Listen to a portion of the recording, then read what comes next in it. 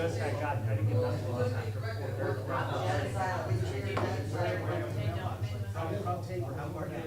About, it was 50-16 or whatever, 54-16 or whatever, so it was 4 5,000 down.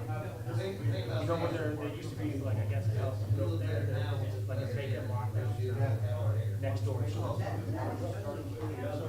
Plastic mailbox, on top of it, just shoved in the fire. That water was getting good, but not water. Because they didn't put it on the main boulevard because that water was backed up from all the way past. This way almost 19. So all that water from 19. Man, we should have sucked it all out. Into there, but it's taken care of. The water is rough. It's called order C418 City Council Budget Workshop, Thursday, September 5th, 2024. I'd like to stand for pledge. I pledge allegiance to the flag of the United States of America and to the republic for which it stands, one nation, under God, indivisible, with liberty and justice for all.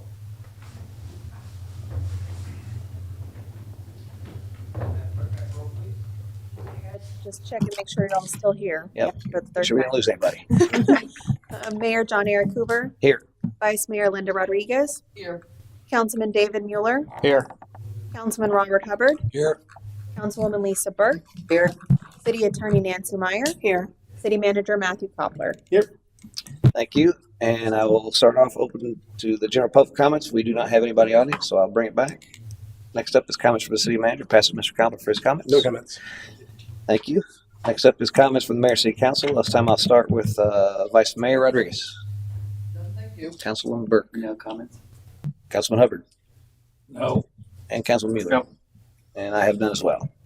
Take us right down to council business. Item number 1, discussion and direction on proposed fiscal year 24-25 city of Port Richey budget. I'll pass it to Mr. Koppler for his introduction. Okay, so we have a lot to discuss. First off, before we get there though, and so we can let the city attorney go home and have the rest of her night free after she drives. That's so unfair.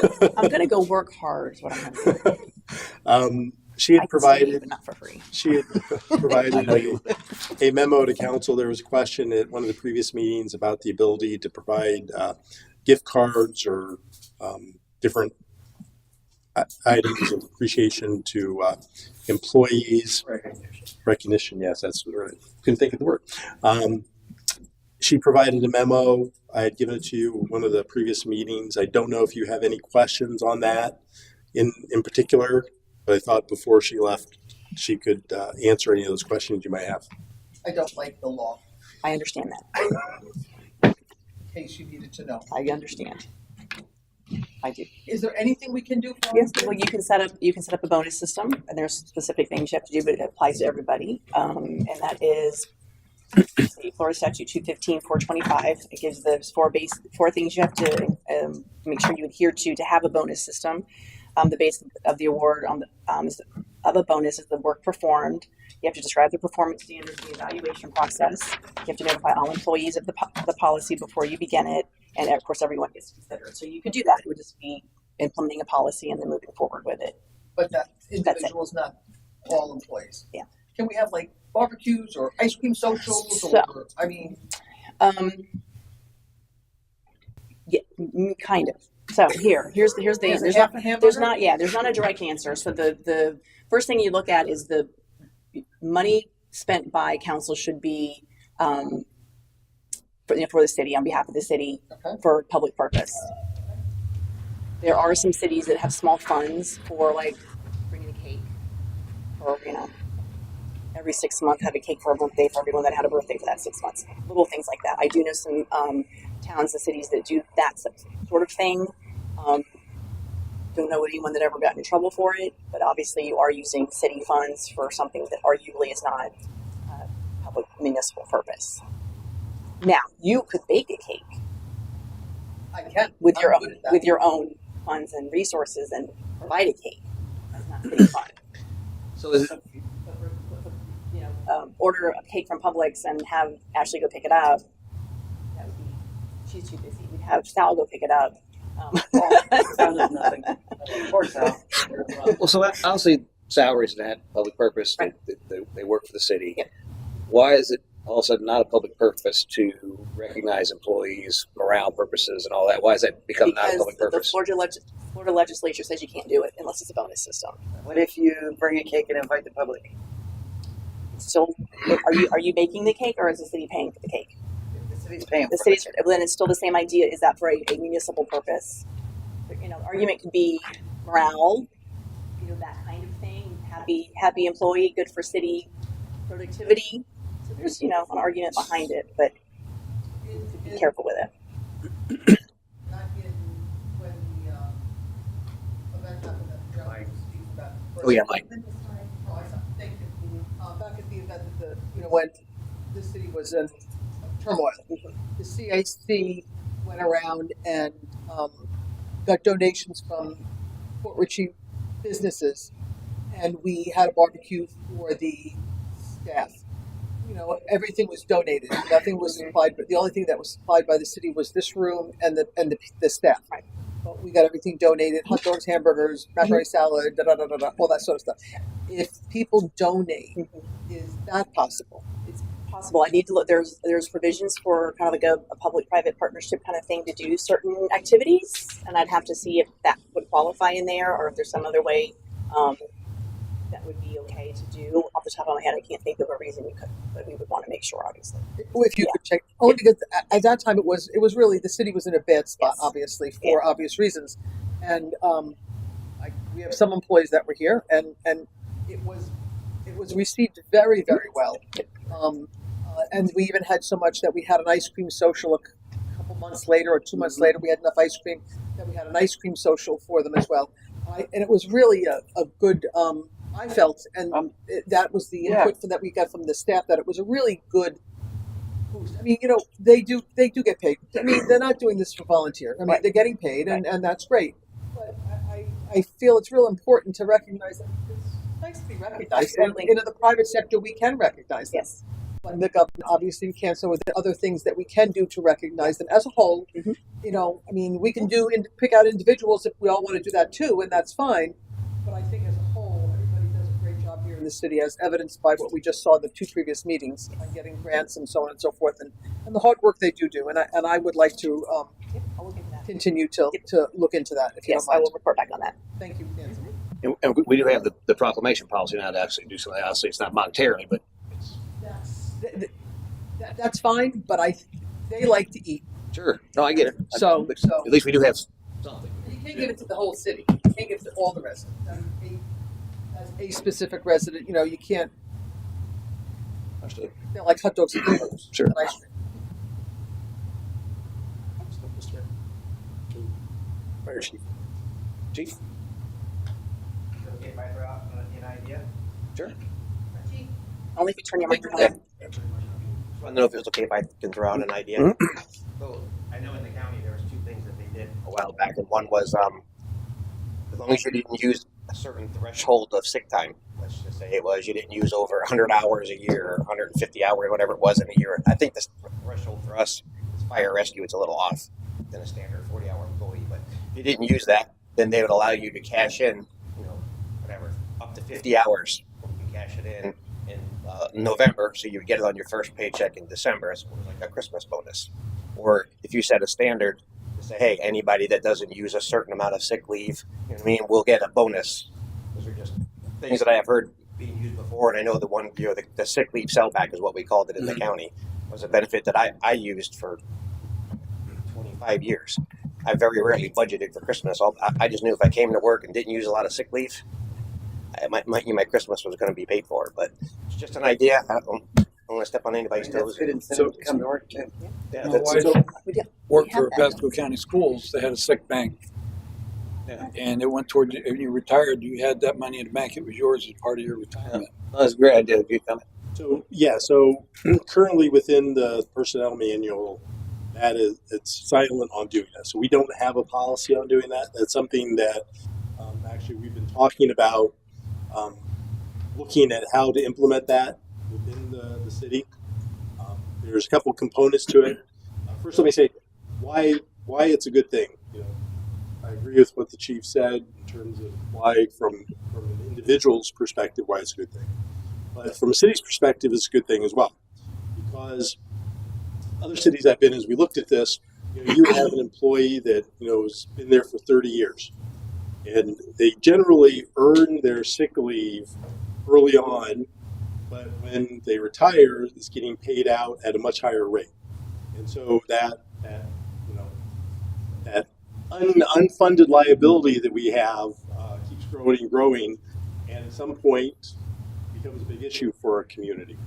And we don't have as many employees, but again, there could be a number of people that, again, over a 30, 40-year career with the city, accrue a lot of time and go from an earning rate of $10 all the way up to $40 or $50. So it's a significant hit. And so trying to look at how to manage those banks from a city's perspective is very important. And I know it's something that the previous finance director and I started looking at because, again, it's an unfunded liability we have sitting out there that we have to start funding in some way.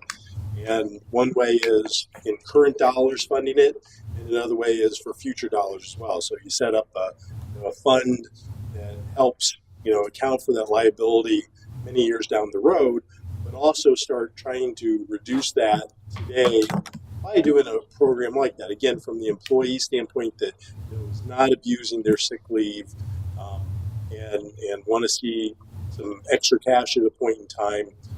If they have a sufficient amount of available sick leave or even a lot of vacation, why not?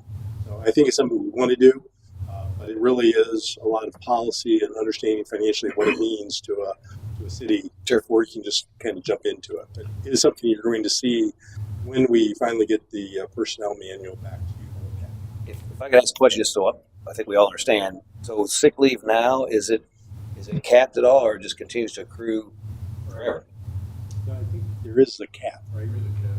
I don't ask me what the number is, but yeah, there's a cap for both vacation and sick time. But the employees are allowed to accrue. I mean, they can accrue as much as they want, but if they were to cash out or leave, there are caps for that. So once they reach that cap, their accrual just.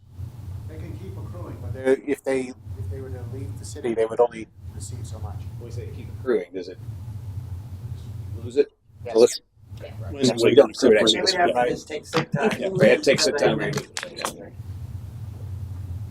Or is there a way to move to a PTO where you earn so much PTO and you can use it for vacation or That could be an option. whatever? You're restructuring. You're looking at all the process or the process and procedures. That's what we had when I was on the police department. The Right. CO was free. Right. And it is a designated sick or vacation. It's whatever you need it for. And it's earned. Every month you get a day or half a day or whatever, based on your years of service. And so the other question I had was, let's say we have somebody that has zero new employee, or they use theirs or whatever, and something happens where they need to take sick time. How do they pay that back to us? How's that work if they don't have enough in the bank to cover it? well, no, it currently, if you don't have enough, it goes as unpaid. That's so they take it off without pay. Yeah. And the reason I ask was, let's say somebody. Maybe we have something in policy that actually says we can't front any sick time or anything. So I think it actually says that. So like if you were sick and you were new, we couldn't say here's a week. You just Take it back later. Yeah, I think it actually says we can. So worst case scenario, let's say somebody cashes in some, and then something happens, to get a car accident or whatever, and they've already took that cash out, so they would be able to take off and just without pay. Well, typically, every other place I've been, you would probably they've had requirements that, it's a minimum 30 days, minimum 60 days. You have a minimum, so they're cashing out above that minimum. Because you don't want employees to get into that situation. And it happens. I mean, there's some employees that will use their leave as soon as they get their leave. And then, something bad happens and they're not and so you wouldn't allow people below whatever that minimum threshold is to make use of it. You probably wouldn't allow new employees over a period, maybe a couple of years. They have to go up that minimum first. So it really would be more for people that have been here for a number of years that haven't used their sick leave that would be able to take advantage of that. But again, you know, those employees are also the ones that probably want to look at rewarding in some way because they aren't using their sick leave. You know, they're here and they're banking it, and they also know that you know at some point it's probably going to be lost because there's a cap on it. And my last question is from a budgeting perspective, that would obviously, as that liability exists out there, we're not doing anything with it until they leave or what have you, right? And of course, if they take that, it's just like they're working. We're just short that person. So if we were to implement something like that from a cost perspective budget, I mean, are we budgeting all that liability now? So whatever we would put there, that would be a cost that would be added. It'd be into the, Well, there's two things to think about. You know, when we get to the audit, our financial statements, you know, there are numbers that are generated that show what those liabilities are, right? And typically what you want to show in your financial statements are that you're trying to address what those unfunded liabilities are going to be. So again, other places I've been, you know, we have, you know, other employee benefit liability fund that we put money into. So it starts growing. So when it does happen, you know, we're not taking it out of general operating. We're accounting for it though each year. So we could easily you know, generate what those numbers look like and say, you know, what we're funding this year is going to be a percentage of whatever that liability for this year is. So we put it away. So we're funding it today, not 30 years down the road where you have to take it out of the budget. So there's ways to do it. You know, other places I've been, most recent place I've been, as an example, employees could do that, but they had to notify us during the budget process of their intent to retire. And it doesn't always work because you have employees that'll say, "Oh, I'm retiring," out of the blue. They don't plan a year in advance, but it does give us an idea of those people that are eligible to retire in the next year to be able to put a dollar amount in there, so we're not scrambling to figure out, you know, here's $25,000 we didn't account for in the process. Now we have to fund. And so I think again, as we go through developing a process, we would start putting some controls like that in place, so we aren't, you know, we aren't just picking a number out of the blue. We're getting at least some good input on what that number is. So this budget has none of that. No. Do you know what the liability is now? Yeah, 200, 300,000. It's a lot. It's more than that. You know, and I was going to mention this to Sal. We were talking about that, but you know, our policy on leave and sick time, which I know isn't what I'm going to say is not exciting to people that's been here, but it's too generous to the city. You know, so like if you go and you look at other cities are trying to crack that down. First off, you're talking about mental health. Use it or lose it. Make them go on vacation. Make them do those things. And cut your liability. You already built that in for that week. Right. You know, for those weeks for the year. For instance, the finance director left here. It ruined the payroll budget for the finance because we paid her out a ton of money in that absence. So this is what we're talking about. If we're right now, we're okay financially, cash wise. But I mean, in 3 years, if we're not, and 5 people leave, I mean, you're scrambling to pay for that. So what you're going to have to do is, I mean, from my perspective, from a financial perspective, is you have to cut that. You know, right now we have it. Like I have never worked in a place where you're allowed to trade your sick time in for vacation time. So like when you leave, you're allowed to 2-for-1. Sick time is usually something you just lose. You know, if you don't use it before you leave, you lose it. Here we're allowed to do that. That just eats into your liability. And the liability, I don't know the exact number off the top of my head, but It sounds like you're aware of the problem and you guys are working on it. and I mean, I like the idea. I actually like the idea of cashing in, but obviously there's a cost to that we'd have to assume, right? But I don't know. I think from an employee standpoint, I'm trying to put myself in an employee's perspective here. If you've got all the sick time and you really don't get sick or whatever, yeah, it'd be nice to cash it in, but it would be even better to be able to use it and take time off, and that doesn't cost the city any money. Obviously, we're down staff, but ideally we would be able to cover that. So I think maybe looking at a PTO perspective where it's all together, and so you can use it for whatever you want.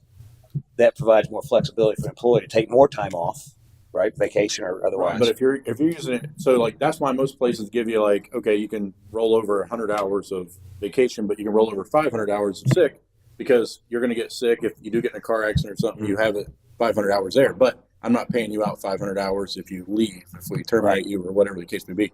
Right now, if you have 500 hours of sick time, I'm paying you 250 hours of that sick time that you probably earned, like you said, at $10. I'm paying you at $38 an hour, which is, it's insane. So your liability number isn't even correct. I mean, it's not based off real numbers. It's based off of, well, you got this many hours. It's the average number of hours. So you're not even looking at, whatever that number is not, 100% correct. I mean, from my perspective, time off is important. In most places that I've been, you have to, you can accrue so much, so you have it on the bank. And for my personal situation, I would always build up my max. So I always had that. And then whatever I would accrue for that year, I would use that. So it forces me at some point to take vacation. And we really want people to take time off. We don't want them here 24/7, 365 days a year. We want them to take time off. If I can make a point, 'cause Please.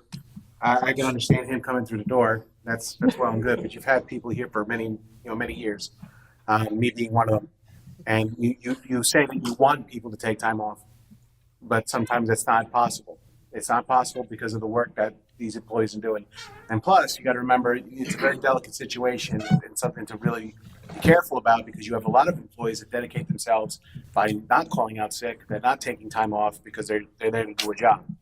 So to me, it's, I believe it needs to be reworked and locked in, but you have a lot of people, in longevity, and I am partially speaking for myself, but there's many other people in several departments that have been here for 10, 15 plus more years that have dedicated themselves to this entity and have been able to take that time off.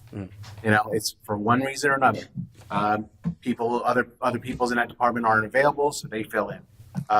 There's tasks and work that have timelines and need to be met, so they stay. So it's a very delicate situation, and like I said, there's two ends to the spectrum here. And like I said, I respect Adam's point of view, because I've brought him in to look at the personnel manual because of his experience with HR and the stuff that he's done for many years. But we have to find a balance with this particular entity and the employees we've got. Yeah, and maybe it's a hybrid, or you move everything to PTO and it gives you the ability to take off, but you also be able to sell. You would absolutely grandfather people in. Sure. You'd have to grandfather in, but if you're sitting at a high amount, I mean, it behooves the city to say, okay, if you got 400 hours, we'll pay you out 200, keep 200, and kind of work that way down. I mean, because, liability wise. Yeah, no, I think we need to try to reduce that for sure. Did you have a comment? I do. In my present employment, we have a hybrid. We have a PTO system. We do have a payback system, but I don't like it. It's because they don't pay you back. Like if I want 100 hours or something, they only pay you back 50 of that. It's really strange. So I would never done that. I think the payback system is a really good system to encourage people to come to work, so that work is getting done, and it is a benefit to them. I think that's really good. But I think we need to put time limit framework in that. I work in a PTO system. I used to work in sick and vacation. It's hard as an employee transitioning to that, because you do lose hours. At least I did. We did in our company. But for the payback system, you can't cash in 100%. You have to keep a certain amount in the bank. You can never cash in 100% with HCA. You have to keep so much. And I think that's good, because if you've got short-term disability and you can get 80 hours of short-term disability, you have to keep at least 80 hours in the bank to at least cover you, so you don't have that gap and you don't miss your mortgage payment, etc. But there's also a cap on how much PTO that you can accrue. You can accrue your hours up to 360 hours, and it is rolling over. It rolls over. It doesn't stop at the end of the year. So it encourages people to take it, especially when they can't collect 1,000 hours of PTO and then get paid out at the end for that. You can only get up to 360.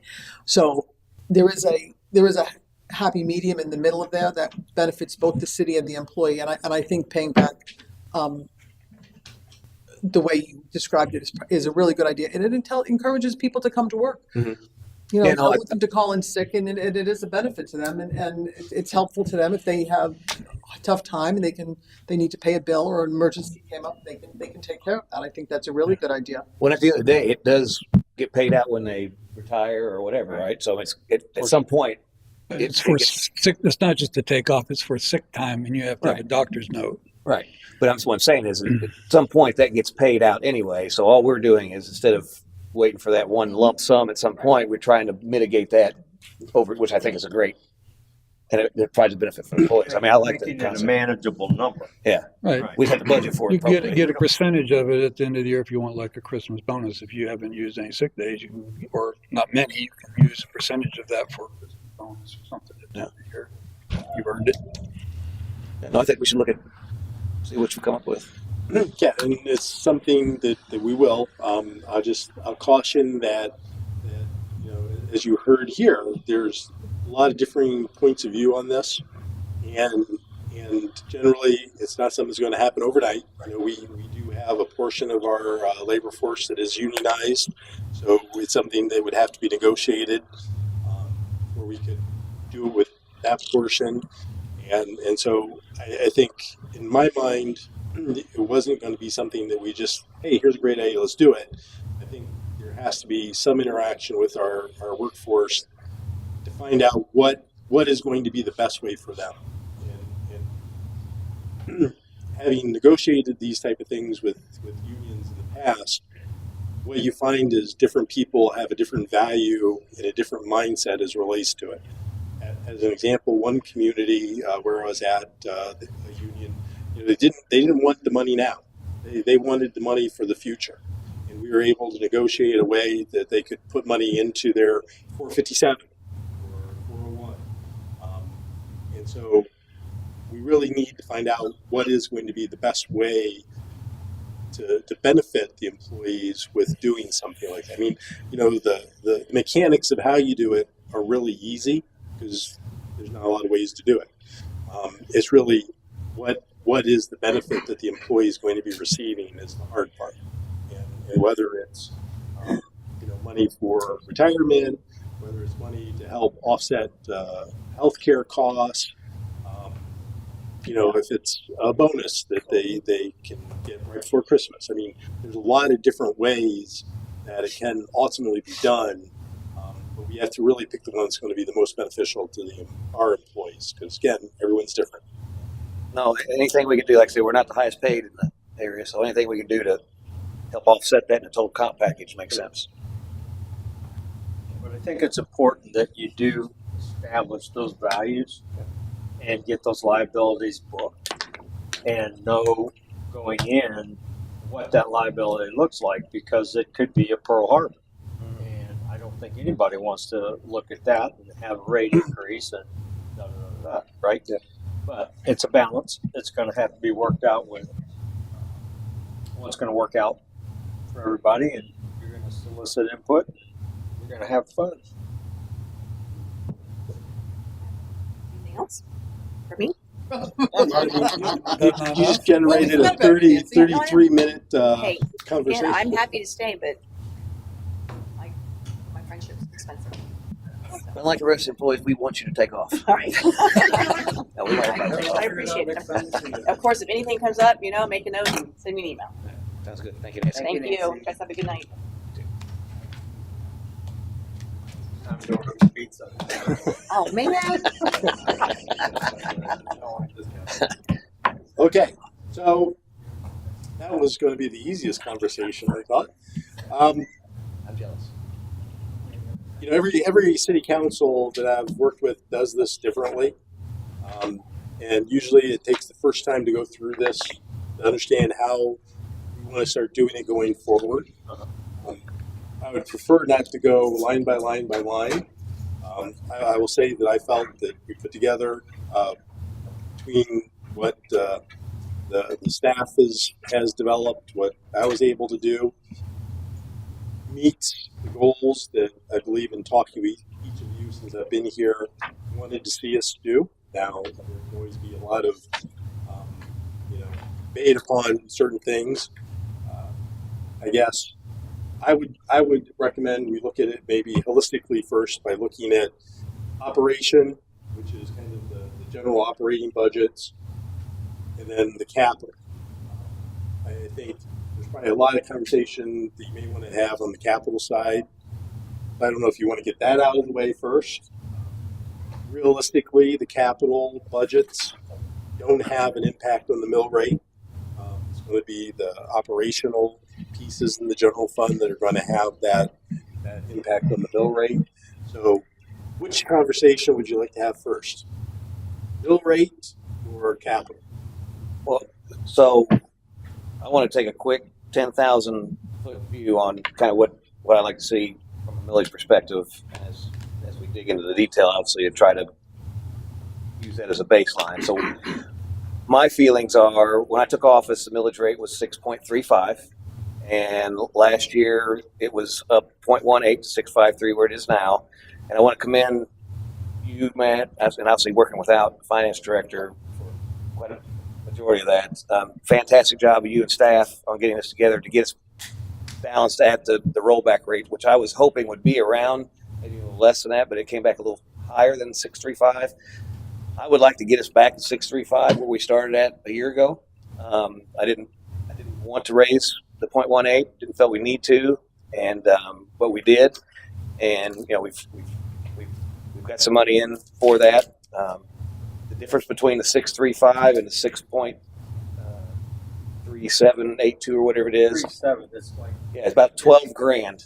So what I would like to see is, I think it'd be great for the residents to not only do they stay effectively the same taxes, but they actually get just a little bit less. We did hike up the water and sewer, so I think it'd be a good thing going forward to gesture exactly to get that to 6.35. Plus, it's a better number than 6.3782, whatever it is. I don't think it's impossible. So if we can look at cutting something, 12,000 to get to that, we can look at move stuff around how we want to spend that. But if we could kind of use as a baseline to get to 6.35, I think that'd be really great. I agree. I believe that the property value will be going up, from what I understand. So keep the millage rate the same, we'll still get an increase. Yeah, and to add, obviously, we have the opportunity for appropriations now as we employ lobbyists. We talk about that, obviously, if we build that rabbit's in the budget. Possibly bring in some additional revenue. We do have a lot of development opportunity going on, not only at the waterfront, but other places as well. We got a lot of liabilities, obviously, we got to look to as well. But I think I'm one who, if it comes to the fact where we need to raise taxes in the future, that is just in time. There's a reason behind it, and we quantify that on exactly how much.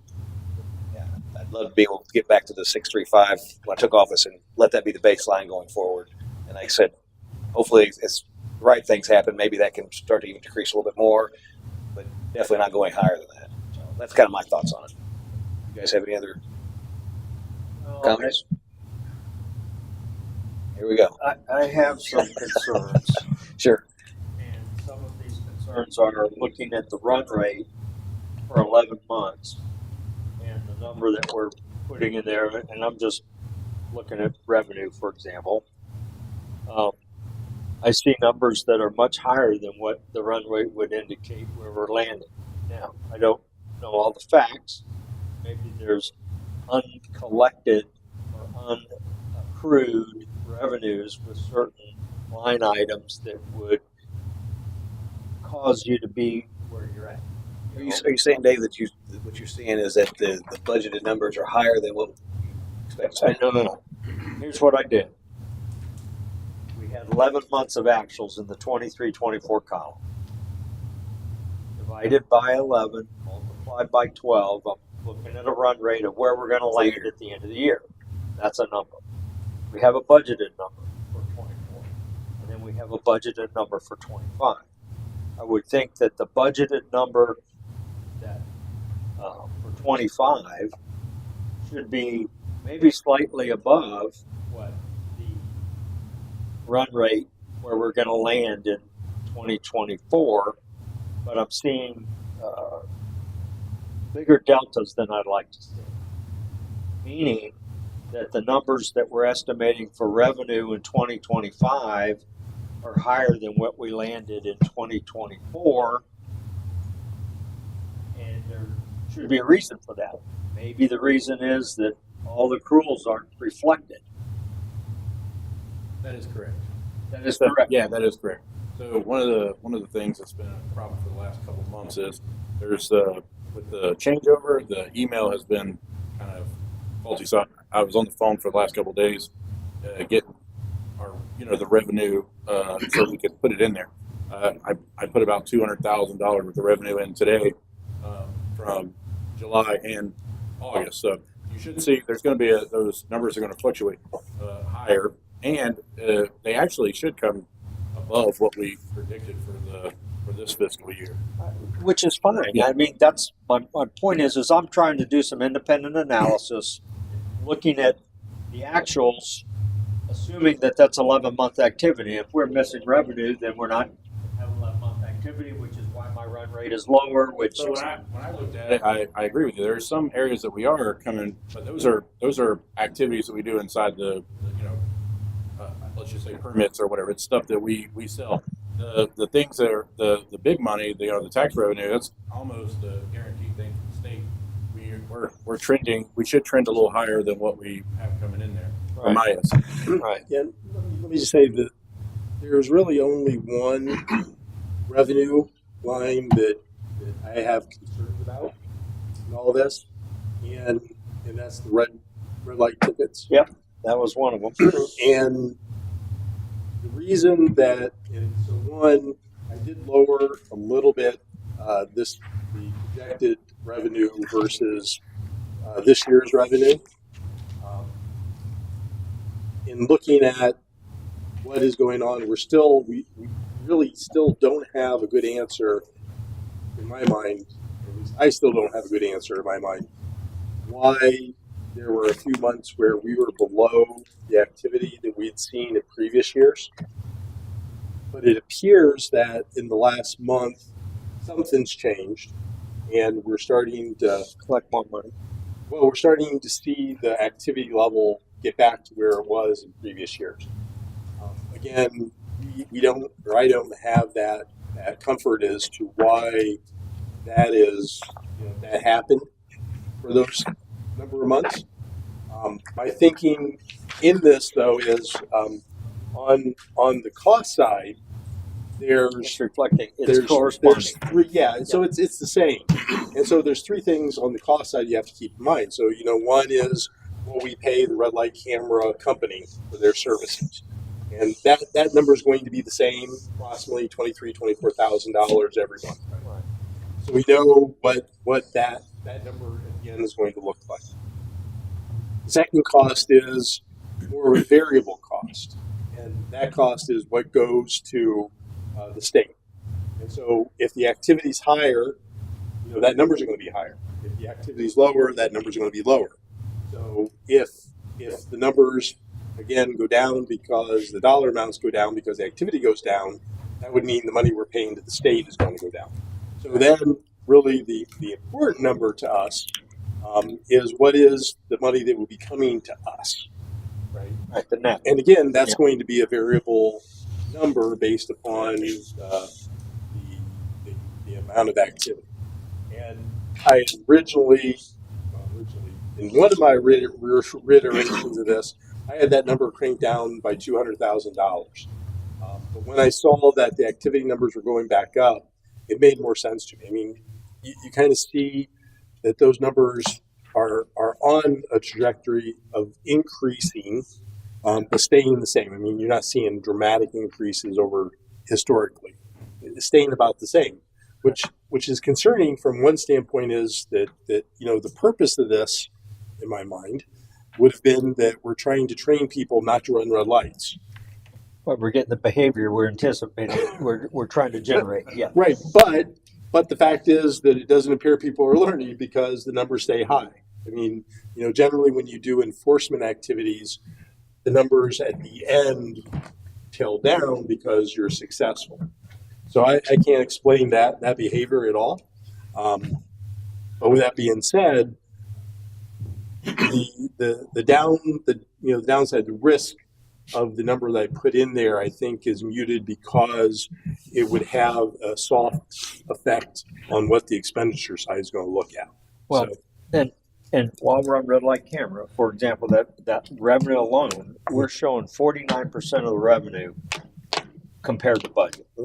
Now, this was as of 8/31, and so in the next week, and there again, I don't know how this comes out. Do they send you a monthly check? Do they send you a report every month, or do they bundle 3 or 4 months together? So this is where the problem came in, is that they just deposit it into the bank.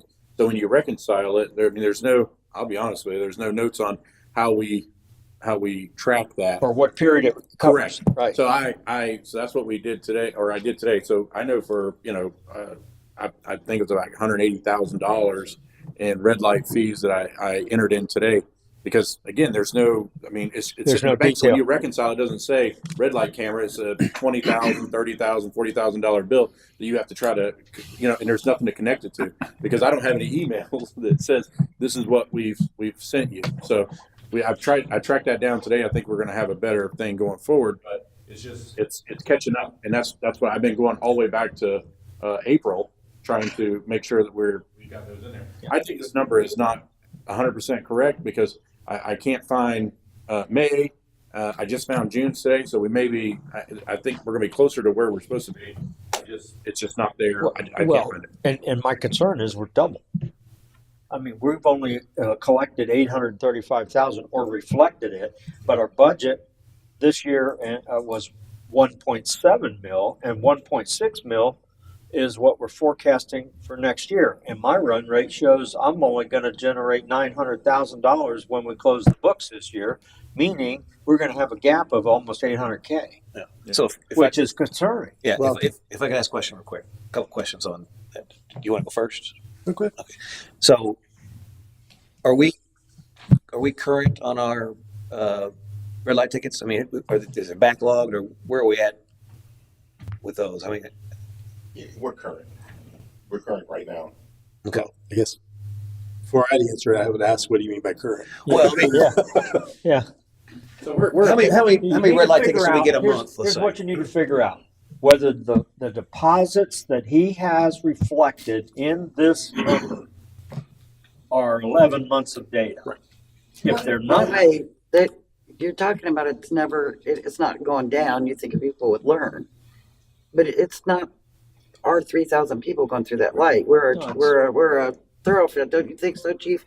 It'll never go down to nothing, because there's a lot of people that haven't learned. and maybe it's the snowbirds that generate the, Well, certain times, but you have everybody coming, north and south, going out of this. That's how much is the actual night? Well, looking frontage. I think I had 3 A mile, years, 2? 3 years worth of numbers, and there is a pattern. There are months that are bigger, more tickets than others, which is the interesting thing. Again, when we were looking at this year, when I saw the numbers not being where I'd expect them to be at a certain point in time, and it was there was a decrease in the number of tickets that were going out in those months, and again, that's what we don't have an answer that says this is why that occurred. Well, so, but again, I think it was July that you'd provided to me most recently, right? It was July's, and that is closer to where I can't remember, it's either equal to or pretty close to what historically happens in July. And again, it varies from year to year on a monthly basis, but the months are really similar, and so. There was an anomaly for a period of maybe 4 to 5 months this year where the tickets that were given out were less than that. So I'll tell you that number, we're not going to reach 1.7 unless something happens dramatic in the next 2 months. Is my guess. 800K this month. But what we don't know though for sure is, what is, their that isn't accounted for yet that goes into that line item. And that's what Adam's talking about. And what part is just we're not writing, the tickets aren't equaling what they have historically. Again, when you look at numbers like this and you're trying to forecast what's going, you don't look at any one year in that forecast. You look at what history tells you, because history is a better indicator than just looking at one period in time. Because I saw something in July that shows me that we're back there now. August could be an anomaly again, but I don't think that's going to happen because, again, when you look at when these years happen, they are very similar. So we're current, establish that. We don't know what months are outstanding. So Have we got 11 deposits? So this is the thing, and that's what I was trying to tell you. So you don't get 11 deposits; you get a deposit a week into the bank. So it's just a sum of money. So when I reconcile the bank accounts, or when Rachel was reconciling, You see a deposit. you just see a number. It doesn't say red light camera. It just says a number from somewhere, and you have to go back and try to match that to some kind of something. Now the problem is it didn't look like I put it in today for last month, 4 weeks of last month, and I put it in today for July and August. So, it was almost 200,000, 180,000. I can't remember off the top of my head. It was a lot of money. But those things, you have to take them and then you have to actually put them in a revenue voucher to put them in this number. That's why it's not here, because I put it in today. So, But it was for last month. yeah, it was for July and August. Okay. Well, That explains. Well, the Some reality of though, it. but understand how these tickets get paid. A ticket gets issued, and then there's a period of time that they have to pay them. Some wait until the very end. Some don't pay at all. Some pay in the beginning. So you're not. You have a certain amount of arrears. It could be 30 days, could be 45 days from when the ticket's issued to that. I think that's the difficulty. One of the difficulties that Adam is suggesting in this is that normally what you like to see when money goes into a bank account is something that correlates to that. Shows this was 23 tickets. Here are the tickets that this correlates to, so you can tie it back to an actual thing. If it's just a payment voucher, then it's like. So essentially, we could have an accrual when we close our year that we see invoices or deposits coming in November, December, October related to this fiscal year that need to be picked up, and that number could be shored up a little. Yeah. Yes. Yeah. Okay. Yeah. And then you go back. I go back and look and make sure that those numbers have been journal voucher or revenue vouchered incorrectly. Right. You're exactly right. When you look at this, you made $1.7 million last year, and you're only at 800,000. There's something missing somewhere. Yeah. So this is a tougher question, because obviously this program that we have with the two lights. Two lights? Yes, Grand and Bridge. And so we do that. We cost share, so we only get a third. Right. We get a third. I think the state gets a third, and the company that has the technology gets a third.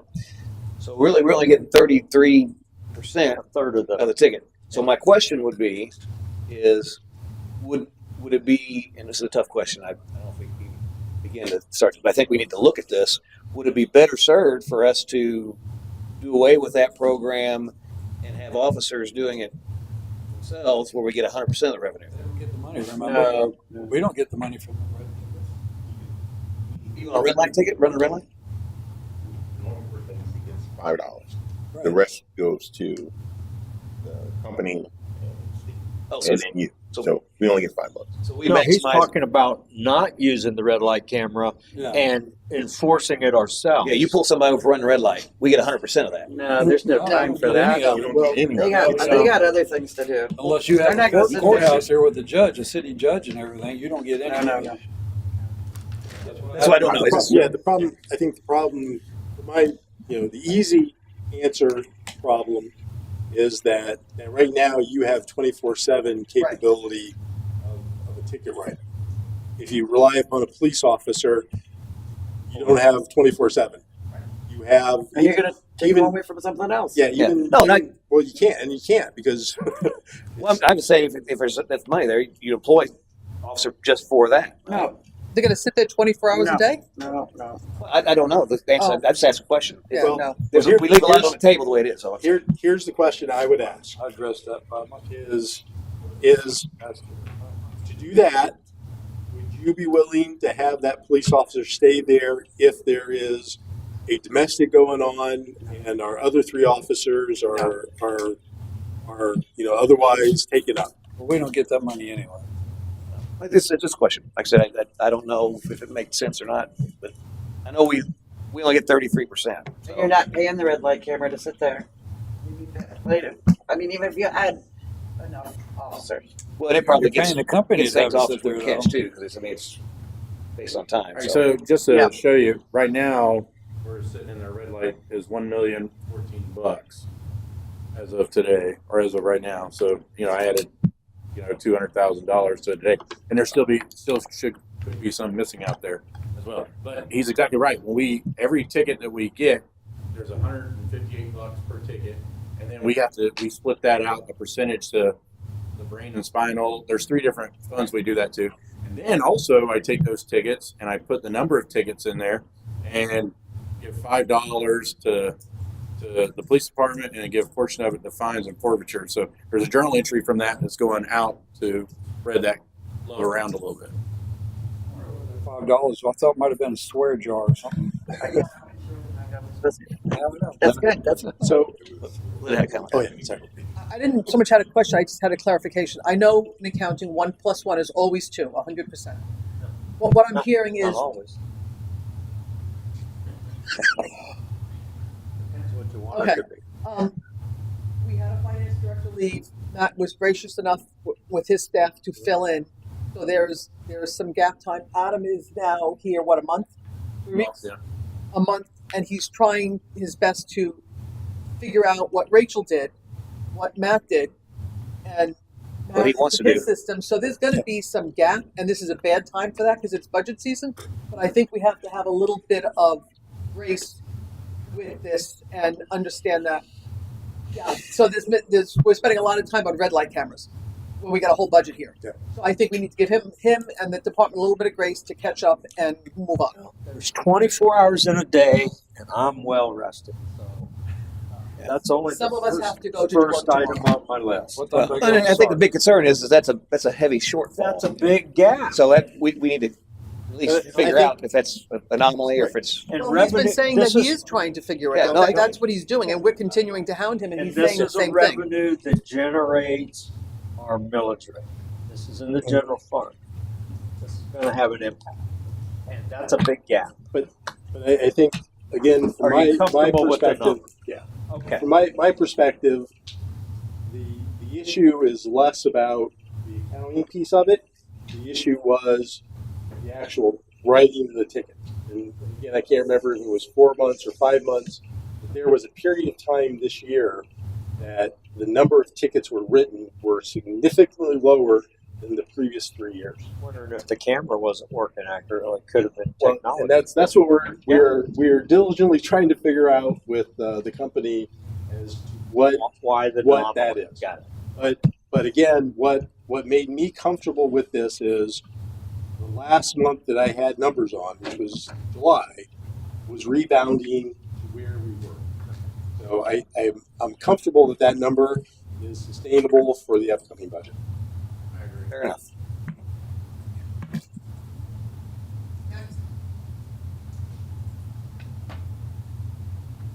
Anybody got any more on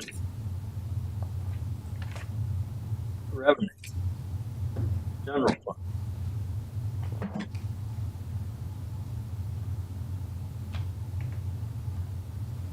Did anybody look at an opportunity to combine our cellular with a different carrier? I don't know what carrier you're using. Cell phones? Yeah. So we actually have 2 different cell phone plans out there, one with Verizon, one with T-Mobile. Right. I think the majority of our phone plans are on T-Mobile now with just a handful on Verizon. And most of the Verizon ones are with the fire department. And I know I had this conversation early on, and they do have, I think, legitimate reasons why they want to keep with Verizon on that. But we've been moving most other operations over to T-Mobile. Okay. On the dispatch, that would be page 33. That's our existing dispatch of the 4 people that are going to be retained. Did we plug that 93K or half of that, 50K somewhere? So we actually, I split that in 2 different ways. I think I rounded it up. It's in here. Yes, it's partially in police, in their professional services. Okay. I don't know, I know we were going to create the dispatch line or county contract line in police. Yeah, so that's going to be hopefully done by tomorrow. Yeah, so we're Okay, hasn't been split yet? Yeah, we're gonna Okay. split. I think it ended up being 65-35, if I'm not mistaken, between the police and the fire. So we're accounting for that there, and eventually, if we do that, eventually the dispatch cost center will go away, and we'll start accounting for those. All of them. Yeah, and so at some point there won't be a dispatch cost center in the budget. With the building department and the code enforcement, were you going to try to allocate the legal expenses for any of these guys we take to court or any of that? Trying to get that off the invoice from our attorney. This budget doesn't assume that. I think We can, that we can do as we but- get those, yeah. we can take them from Peter and Paul, right? Yeah, I mean, right now it's the attorney and the general fund is its own cost center. I don't know if it makes more sense when we get a new financial software system that we actually just have sub accounts within the city attorney. So we break it down that way, Right. so it's all captured in one location, rather than split it amongst the building, code enforcement, other things. So. In that new fund that you created, it's called Other Economic Environment. Yep. Line item for professional services, $2 million. Is that going to be the? That's CRA.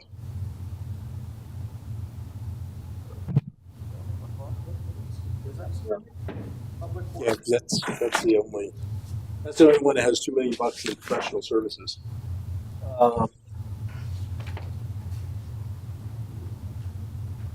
Number 59, organization 59.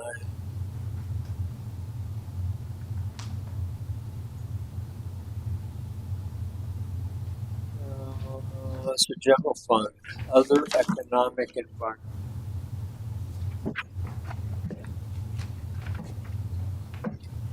Operating expenditure.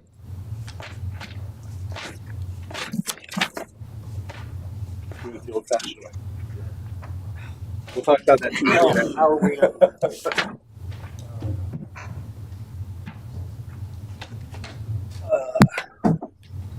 You want to talk about paying for Pasco now or later? Or? Well, I thought since we were kind of going down the line of operational for general fund, we just stick with the operational and the general fund, and then we'll get into the capital. Yep. I mean, again, if we're just looking right now at the mill rate, just the general fund would be what you want to be looking at. I think I'm good there. Those other funds. Awesome. Yep. So if there isn't any other questions or desires on the general fund, the question would be if you want to reduce it down, you want to reduce the mill rate. And rather than, if it's what you want to do, tell me what the number is, rather sit here and figure out exactly which line item it is. I'll do it and I'll tell you where you have to take the money to do it. That's what I'd like to see. 635 would be the rate. Put it right back to where it was. Any thoughts? Right, if he knows the difference, then he knows where to pull it from. Yeah, that's like 12 grand. Yeah. The only difference. If it's Minimum. 12 grand, that's fine. I mean, I'm sure we can figure that out. Yeah, that's easy. Consensus? I said it before. I Any, like any the objection to 635? One item, no, not at all.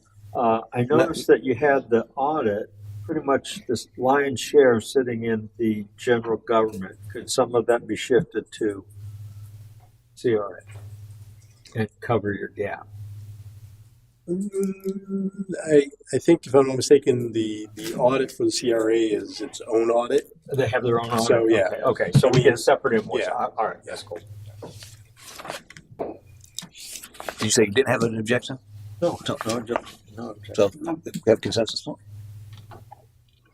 Want to make a motion to keep the, Wait, we got consensus. Yeah, you don't We're good. okay, 635 is what it is. all right. And you're gonna look to, take a little slice out of a lot of little places and drive 12 grand out of the bucket. Yeah, I'll tell you, I'm going to do it in a way because in making that change, there's going to have to be an amendment to the budget. So I'm going to try to do everything so we have the minimum number of amendments. So I wouldn't take like, $100 out of, the number of come up with that.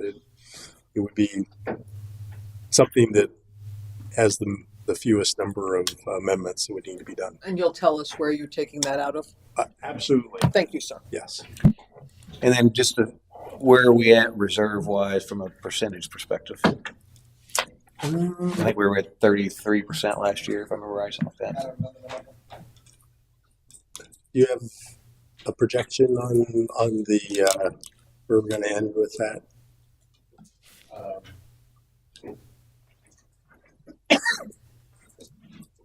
I don't. I went kind of with the numbers I gave you before. I was Yeah. kind of very conservative with it. I mean, it wasn't too much less than what I went a little less than what we Yeah. did last year. It was like 22%. I think is where I was going to be with it. 22%. We were at we were both 30. Yeah. Well, are you talking about the same? Are you talking about undesignated or? Because I don't think you're talking about the undesignated. You're talking about just what the fund balance is. Yeah, just whatever reserves was the kind of like the goal was to be no less than 30% of the overall budget. Yeah. And we were at 33, I think, last I year. mean, early, I think the projection right now is that we would end up being just a little bit more revenue than expenditure, if I'm not mistaken. So we add a little bit to that. So Perfect. we're going the right direction. Right. So That's you're what going to land the year in a positive rather than breaking. That is where we're Yeah, looking at. that's what I want to know. And that's assuming all those outstanding Yeah. things come to light the way that you anticipate. So that being said, is it possible just to shore that up with the 12,000 you need for there? No? Okay. Whatever you need to do. Yeah, I don't know, whatever it is. at this point, because I mean, the danger in that is that you kind of invite a negative in next year. I mean, Right. the way that it's structured now, we are using fund balance towards this budget to balance it off. But it's kind of a calculation that I've done that says, okay, here's where I think in reality we will land expenditure wise, because historically we never spend every dollar we have, right?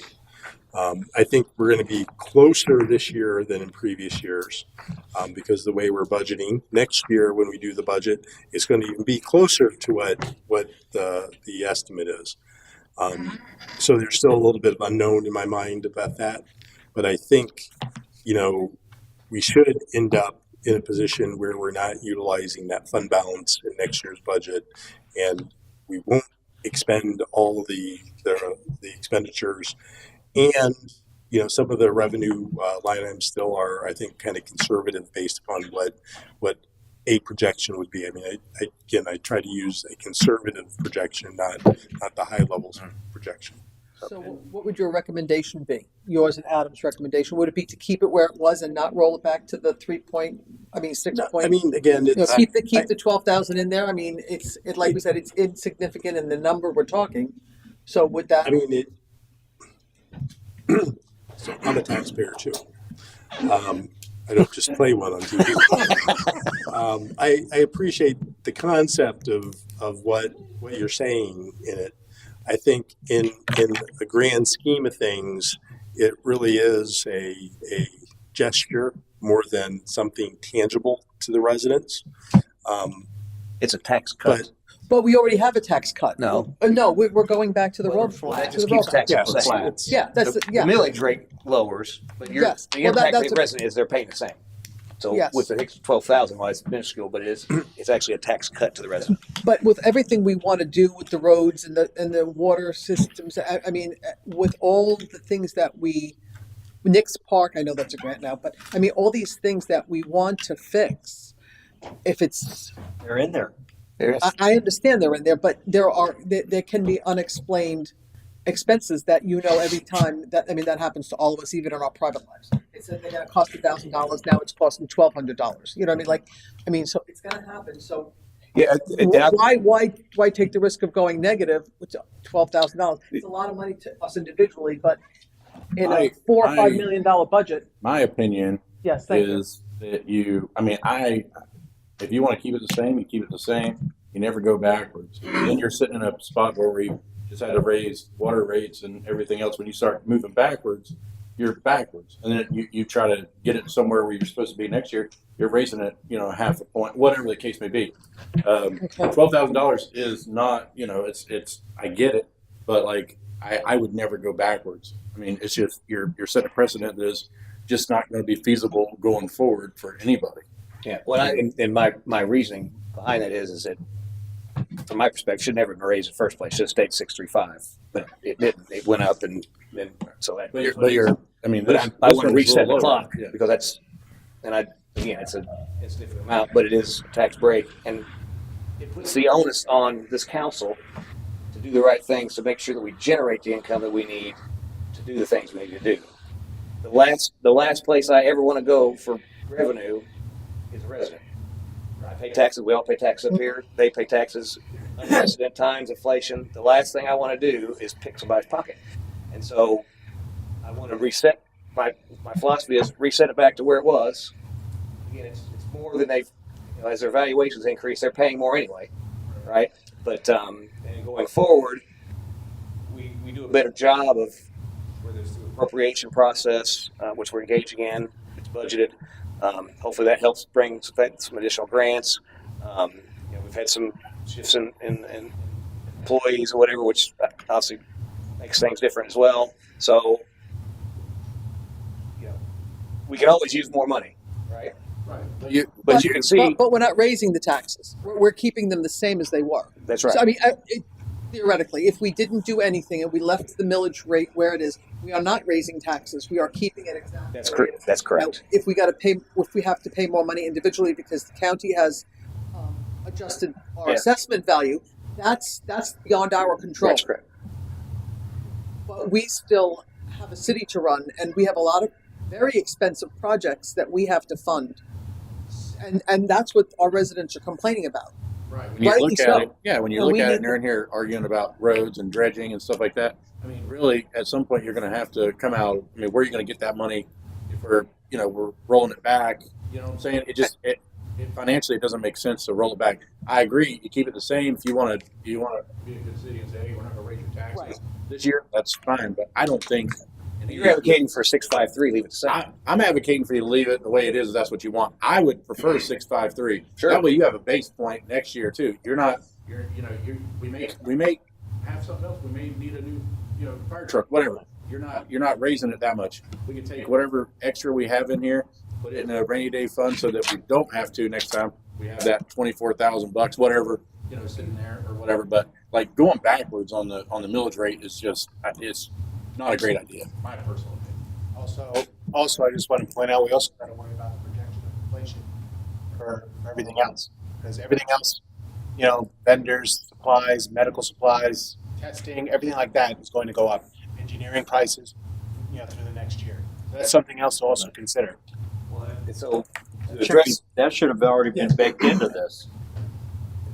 And so you're baking in what you're getting. So the state doesn't come back and say, hey, they're basing it just on the amount of employees or amount of citizens we have.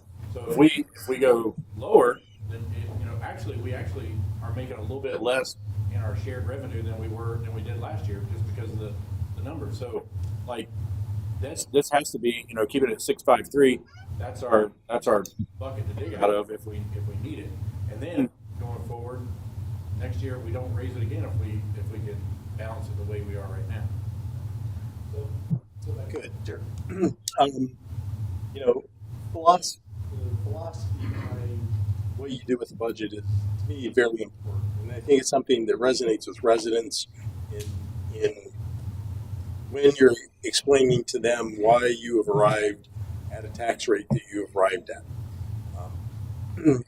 What I've found historically is that residents don't like tax increases, and all you're doing is increasing the cost of government, right? And that's employee benefits, and that's the city manager wages. Those things, they don't like tax increases for those things. I understand that.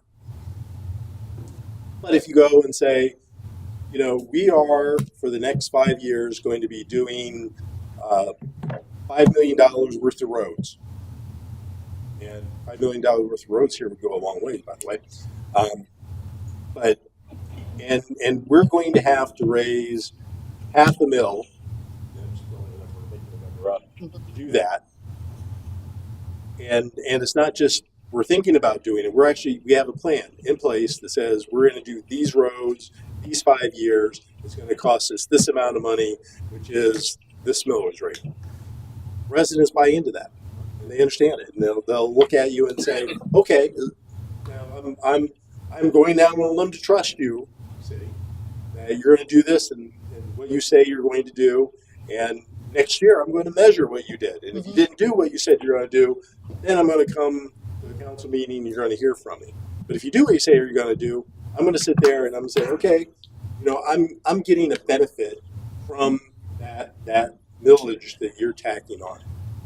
And I think that is something that, as a community, I hear a lot that, the roads are getting worse, or water lines, this needs it.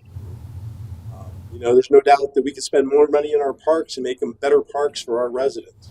And honestly, we should be looking at new parks for our residents because, while we have a lot of parkland, according to our comprehensive plan numbers, we don't have active parkland, that communities around us, have pickleball courts. Where's our pickleball court?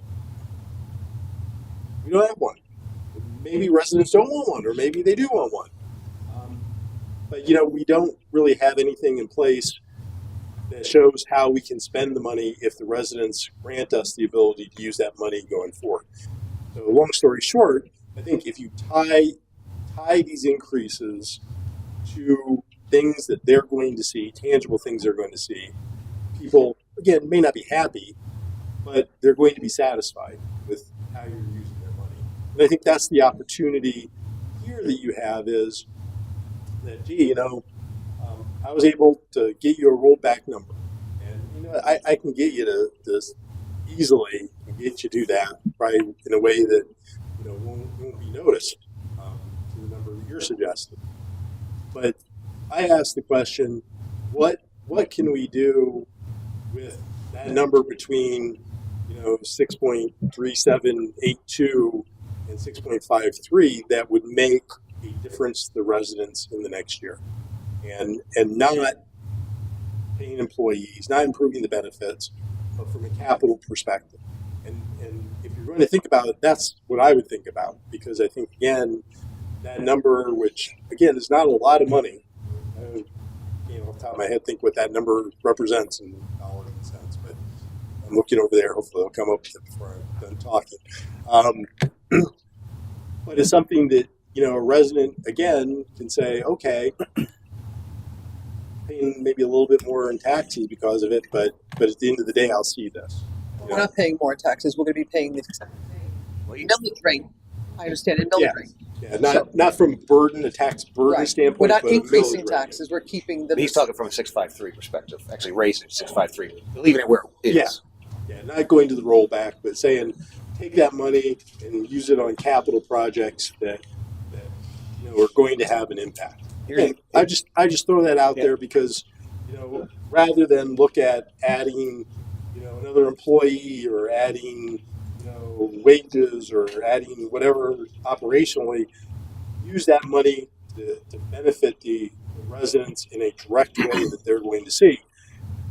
What you'll find, I think, is if you're successful and you do a good thing with that money and they see it, they're going to have more trust in you when you have to go to them and say, listen, we want to do more roads, and let's do a $500,000 worth of roads a year.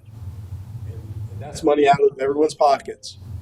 But that's also now all of a sudden improved roads that they can directly say that money came out of my pocket to improve.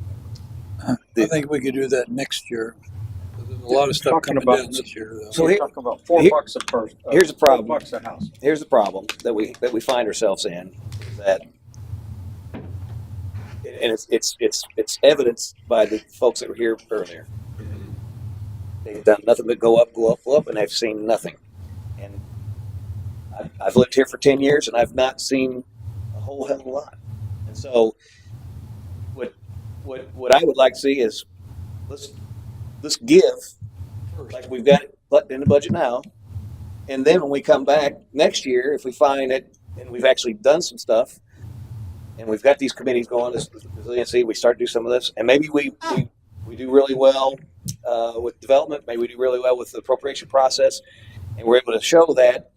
Then if we do need to do something next year, it's like, well, I did see a significant amount of effort, and in the last year that since I've been here, we've moved in the right direction. I feel that's my feeling, but I really think that things have done well.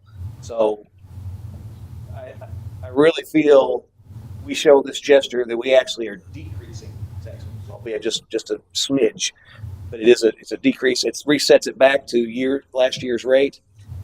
If we at that point we don't roll back, we just keep it and we continue to use that additional income to progress the city going forward. And like I said, if we do the right things, development, you stand a chance for a huge windfall once those things kick in. Again, But we have done stuff this year. We did the roads. We did a lot of roads. Sure. And we have done a lot of stuff. And as Bob brought up earlier, things run slowly in government. So, and there are a lot of things in the Sure. works that we are continuing to do. So unfortunately, I would like to keep it the same instead of roll it back, because I think we need to keep, because I don't want to come next year and the increase was 0.1517, right? That's what you want.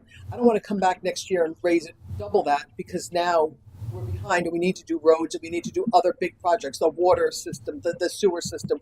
We have to do other projects. I don't want to come back and now say, well, we rolled it back last year. We're going to put it up to what it was the year before, plus we have to add more. I don't want to have to do that to our residents, because that's a bigger hit.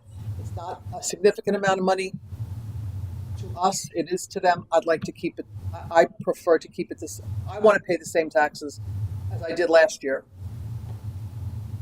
and continue our projects. at 637, the rollback rate. Or are you saying leave it at 653? Leave it at what we were at right now, 653. Is that what we're at right now, right? That's a tax increase. You understand that, right? How is that a tax increase? Because your valuation increased. Well, yes, I understand that. So you pay but we more didn't taxes. do that. We Right. did not do that. It doesn't matter who does it. It's a tax increase. I understand that, but we did not do that. We have projects that we need to get done that our residents are screaming to get done. You can't do that with less money. We have those things in the budget. They're in there now. Things come up all the time. Emergencies come up. We've had things pop up in our budget now that we haven't budgeted for, that we paid for. You said that's a $12,000 difference. We right? have contingencies baked into So this into So what would the this city budget do as with well. $12,000 that would make a difference? Nothing. I mean, it's nothing. $12,000 is nothing. But she's talking about 653, which is what's the difference between 6 what's the difference between a rollback 63782 and 653? 250,000. The delta. What is our millage right now, Adam? 653. Okay. What's the delta between that and a rollback? The, right now, it's, like 250. We would make on our, well, $2,742,540, and then on the 6.53 would be 2,807,900, and those are rough off of. Then 95% of Doesn't that depend on the property value? So Yeah. it's He's got probably that. That's 2.7 high into that. Yeah. An additional 2.7? No, what's the? No, I'm what's the saying that right incremental? now it's at 2.6, almost 2.7, right? If you go up to 6.53, that number, I just can't remember what it is without the 95%. I thought it was like 2.8. So it would, Couple the hundred thousand. 95% would be somewhere around, no, I don't think it's going to be that significant. 100 grand? Yeah, less, right around there or less. I mean, So you have another 100 grand. Again, what do you want to do? What do you want to do with that? And we have contingencies baked that's a lot into more this than as well, 12. don't you? Well, he just said it's 100, not 12. They just said it's 100. No. yeah, So going down is a small number. going down is 12,000. Going up is a larger number. Going up to 653 is 100 grand. So we, based on our budget now, we would have an additional 100 grand if we kept it at 653. That would come out of the residents' pockets. So 95% of the 253 would be roughly 2.681 million, give or take. 81 million. 81,000. 2.681 million. 2.6. 2.6. 2.681 and some change. $2,681,000. And then I'm almost there. Actually, it's like $64,000. Okay. I can't remember if that's just the question or 60,000 ish. We're at 2.7 today is what the ad valorem tax is, right? I mean, Plus the it's delinquencies. I don't know how you it's like dealt with that. $63,000. Okay. So I think we need to show that we are using their tax dollars wisely before we ask for more. I think it should be rolled back a little bit. you want to make a motion? Motion to use the rollback rate of 6.37, was it? No, well, I'll say you already Actually, we consensus. did that. We already did that. Yeah, we did that by 6.35. We had consensus, but I think consensus has changed. So Yeah, I did take mine back. Yes, you're right. we still have 6.35 right? Yeah. So we still have consensus even with her removing it. Are you dropping out as well? No, I'm trying to figure out where we stand. Didn't we just vote on that? Yeah. Yeah, the It was by consensus. consensus always. No, the Oh, previous meeting. Didn't Yeah, we vote on the that? preliminary, yes. The first reading was 6.3782. The rollback That's rate. the rollback. Yeah. The Right. consensus for this was 635, and then Linda's removed her. So we have No, I'm going to go. Yeah, my motion would be to continue with the rollback rate. okay. So you, Bob was in the middle of the motion. So Yeah, I'll second it then. you second the We don't rollback? need we're not, We don't need a motion. We just need We don't need a consensus motion. at this point. Consensus, no motion. I'm at 635, no higher. That's where I'm at. Those are a consensus for 6.35. Yes, for Yes. me. 3.5 or was it 3.7? No, 3.5. He wants 635. That's where I'm at. 6.35. So Yeah. That's 12,000 less than the rollback. I'm for the rollback rate. Where you at, Bob? I am too. That's why I said Rollback. You guys are confusing me. I'm for the 635. That's not the rollback. The rollback is 63782. So if you want 635, that's not the rollback. It's 12,000 less than the rollback.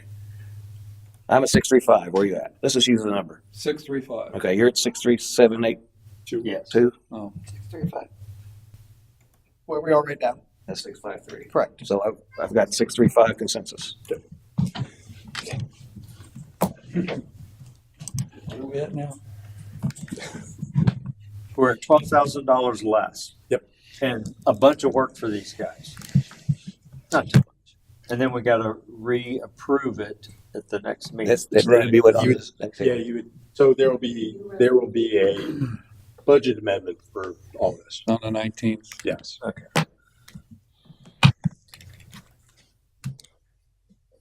Anything else? So are we done with the general fund? I think Yep, so. I think so. Thank you. Excellent. Penny for Pascal.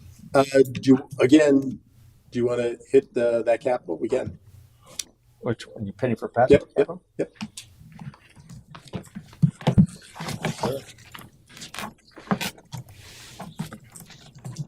If you go to, I'm not sure on what page it is on 55? the agenda, The but revenue? on the, if you go to page 10 in the budget book, not the, Not this book? this book, but look on the 44. side, yeah, go to 10. I have the current penny per Pascal number. Page 10? Yeah. Oh, Is that different than the one you booked in? Yeah, so this there are a couple changes to that, Okay. which I'll hit really quick. If you go down about midway, All right. I'm sorry, where are you looking at? I'm sorry.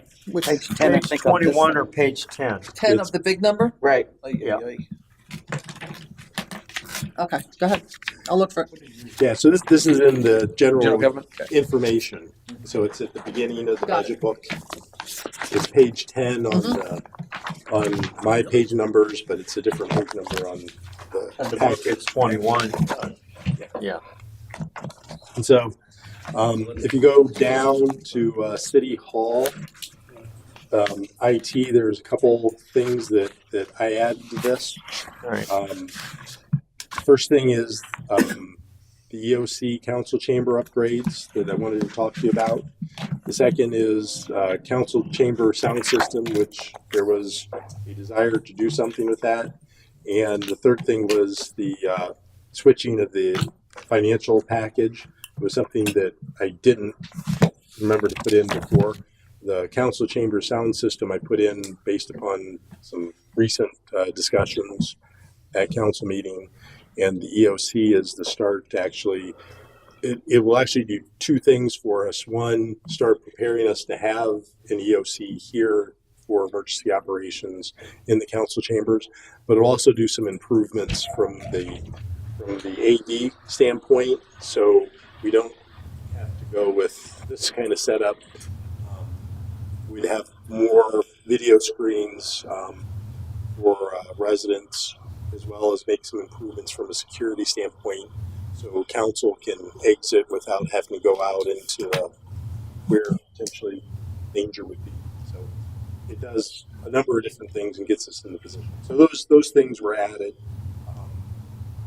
And there was something pushed off. Oh, the wireless upgrade I pushed off to the future year. I think that's the only changes that we made. Everything else you'd have seen.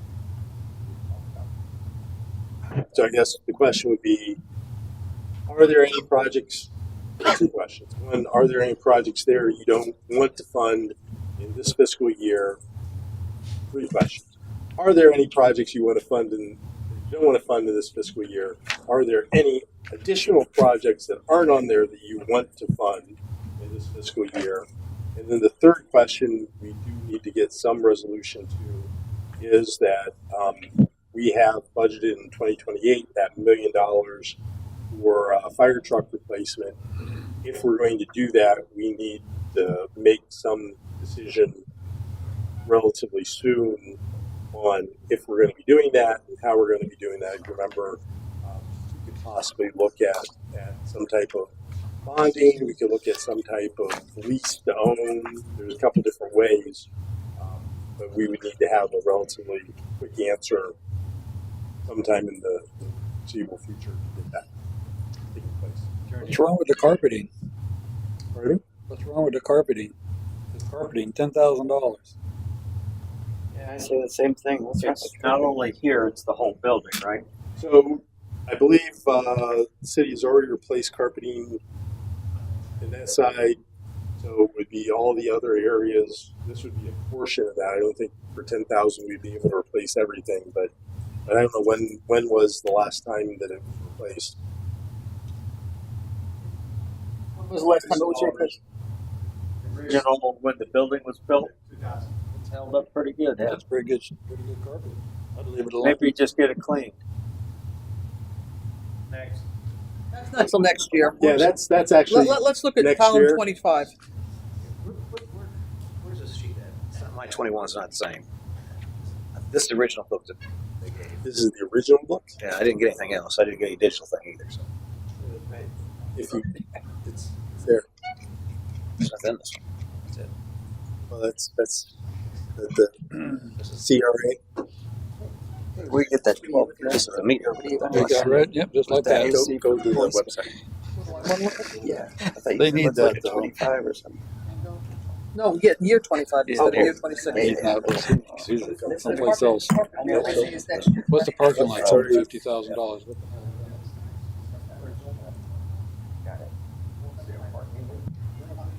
That's 2026. There you go. Yeah, so today's budget or workshop. That's what I'm. Oh, I'm sorry. Go back to the public hearing. I see the public hearing. Oh, okay. Just go to the That budget. body on where that's for us, right? So again, what we're looking at, we have this year, we have budgeted replacement cruisers, part of the replacement plan. We have the Axon, we have body armor, we have firearms, we have half of the F-50, 550 brush truck, half the dump truck. How do you do that? How do you do half? Well, the other half is in water sewer. Oh, okay, gotcha. It's coming from another place. But could all of it come from that? No. Well, it shouldn't, because those utility funds are only used a portion of it, so you split it amongst where. Oh, this is the public works side. Yes. Okay, gotcha. We have money for $150,000 for road resurfacing, the generator fuel tank here at City Hall, $35,000, $12,000 to replace an AC unit in City Hall that works towards the police department, $33,000 for recabling City Hall for the IT, in the EOC upgrades, council chamber upgrades, council that the chamber door? sound system, ERP financial system, the Knicks Park boat ramp dock. That's city's share of that potential grant. Bunker gear, fire small equipment, safety equipment, the station replacement assessment, the thermal imager camera, and then $75,000 for a Ford F-250. So those are things we're really talking about. The other items, right, really probably need to be talked about either at another time or as part of. So once we count all that up, $1,178,000. Yep. We're only going to get what, 705,000. Yeah, is what we project coming in. That's what revenue you will get from the. But that was another line that looks like we're underrunning as well. Meaning, So that is estimates from the state. We don't generate that. okay, estimate. That's but an estimate it looks from like the we're state. run rate we're a little light there. I don't know why, and maybe it's because I don't know if they giving us that money on a quarterly basis or monthly. I haven't seen anything from them. You don't know what the flow assumption really is yet. You haven't established it. No, I haven't seen anything from them. Okay, because if I just take a look and say, hey, that's 11 months, run rated up at 550K, and you know where I'm at. yeah, and I think other states I've been in, state revenues come in on a quarterly basis, don't come in on a monthly basis. Right. I'm not sure here what it is. I just haven't looked at it, but I trust the state's forecast on these more than my own forecast. And the roll forward balance is what we have in the bank. That's the cash balance. We're going to spend 1.2 mil. We'll have 135K left. I was wanting to see something for canal main coming out of this fund.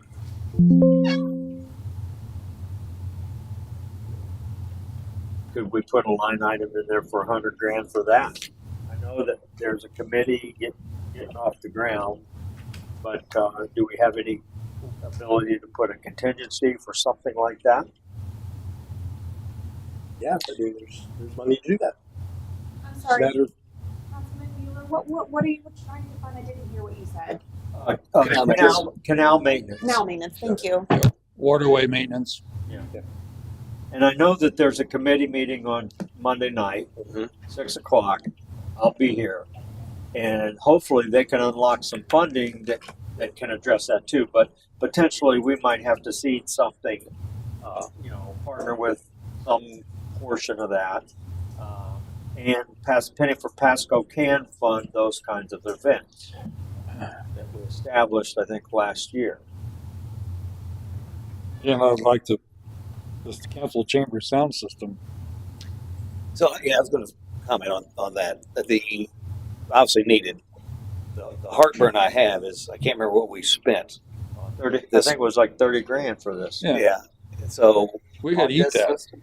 Exactly. So, and again, I don't know how much we can go back to the company that put this in, but it really burns me that we spent that money and it's just been junk. And there's so many complaints about it. Yeah, and it's over and over. And here we got to re-spend it to fix it. And this is a Yamaha, man. I'm expecting great things here. I'm running Yamaha. Yeah, I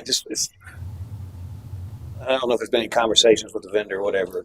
I mean, in my mind, if I was the vendor of this and I saw that my product was this bad, I would be more than happy to take these mics back and put different mics in to fix it or whatever they need to do. This is horrible, and it's been ever since we spent that money, it's been nothing but disaster. If I put $25,000 in a sound system in my house, I expect it to work right, or get the company to fix it, or I eat it because I made a mistake. I don't know contractually what was. It's anything we do. Just it's unfortunate. I think this is going on 3 years now. I don't think it's that long. It's been 3 years. It's close to that. No, it's close to 3. It's horrible. More complaints. And we've had them out a couple times. We've even paid those bills to have them come out here. It's just been a money pit. Yeah. And it's never. I mean, it's never been even. I mean, it's had times where it's better, but it's. So, are we ready to do a drop kick Murphy on this? Yeah, I would. I don't know. It's worth a conversation. I definitely wouldn't use it again. I'm just going to say that have what you have. You know, the day that you paid them and said we accept it, you have it. It's yours. You can spend money for them to come out and keep adjusting it. That's obviously not working. Yes and no. Did improve, but right, and so it probably isn't going to get a lot better. I think again, as we look at doing some of the things with the upgrades here with the EOC, replacing the existing speakers we have there, looking at the amplifier could make some. Another issue is the system that we are using to take it out to the internet. Maybe there's issues there. That's a relatively inexpensive piece of all this. We could look to upgrade it instead of the wireless because, again, I think on the playback there aren't issues. Well, I disagree with that. I disagree. It cuts in and out. I mean, even here, and I got 2 mics sitting right here. There's times when I cut it in and out. On the live, I've been told there are issues, but on the playback again, and sitting over there is someone that listens endlessly to the playbacks. There isn't that type of issue. On YouTube, you listen to them? I do minutes basically. Okay, so you're seeing the same thing the public will be saying. Yes, I have noted that the live stream, there are some glitches and pauses and drops, but when I go back to listen to the minutes, I don't have issues. Okay. I don't have the same notes as what was there during those specific times where people have noted there's drops. They're not there. So yes, there is definitely a deficiency between the live stream and when you go back to listen to it once it's done. So again, the reason that I put it there is that there's been a consistent we didn't spend thing from the residents as well as from council that something needs to be done. You know, they're going back to the vendor. Well, all we're going to get there is spending more money on the system, and so I know it's a sunk cost, and you hate to do that. But if you want a better system that addresses this, the only way you do that is spend the money. We might be able to fix things, like I said, as it relates to what's going out to the internet to improve that. I think, right now when we don't have the air handler running, when there's not very many people here talking, the system is pretty good. Like right now, I don't think there's any issue you hearing me or me hearing anybody here with this system. But when we start adding the air handler, you start adding, residents out there. I'll say that we don't offer hearing, our instruments for people that are hearing impaired. So some of the people that have spoken said they're having issues, I think fit into that category. We need to spend some money to upgrade that to allow them, whatever that system is going to be. So I think there is money that can be spent that would make things better. Relocating that would make things better, but that's an expensive thing to relocate. But I don't know necessarily if you have to replace the system, but that is a way to reset where we're at and get a system in here that, we can hold someone accountable starting over with. Well, I would hope if we swap out these mics, that these could have some value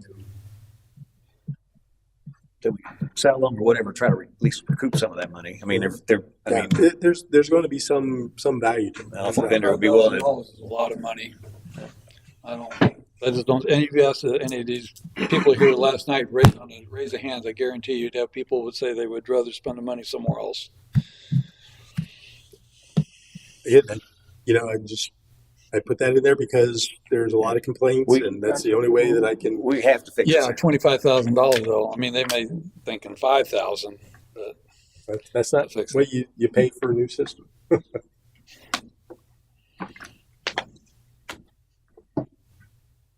So you can say nothing, something, and we'll figure out how to spend the money. I mean, it's up to you. Got a question for you. Yeah. On the Penny for Pasco FY 2025, there's nothing indicated for anticipated revenue. You got $5. Are we missing $700K there? Yeah, I noticed that. I think there was an issue with that. So really, we got, instead of 137K rolling forward, 136, we got 840K rolling forward. So we just found 700K. There you go. Yeah, it's. I made note of that, and I looked at the original. Somehow I must have hit something to erase it because it doesn't have the right number. Yeah, when you're dealing with multiple spreadsheets. So I'd like 200K instead of 100K since we just found another 700. Well, hold on. I'll give you the number it should be in 1 second. Okay.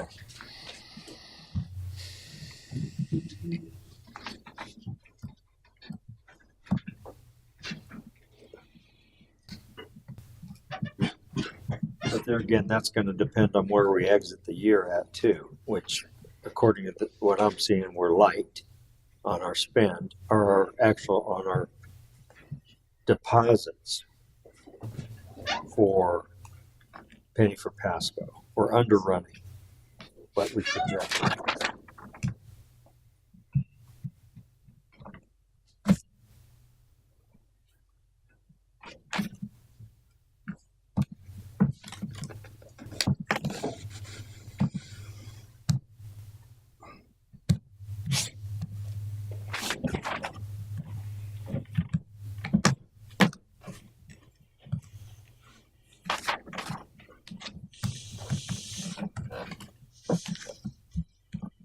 Yeah, so that number is 765,266. And anticipated? Yeah, anticipated revenue. 266. So 135 plus 765 is the new number rolling out the end of the year with all these. Yeah, so at the end, estimated fund balance at the end of the year with this expenditure would be $2,079,012. 2 million, then minus the 1 million, so we'd have close to $1 million there. Mhm.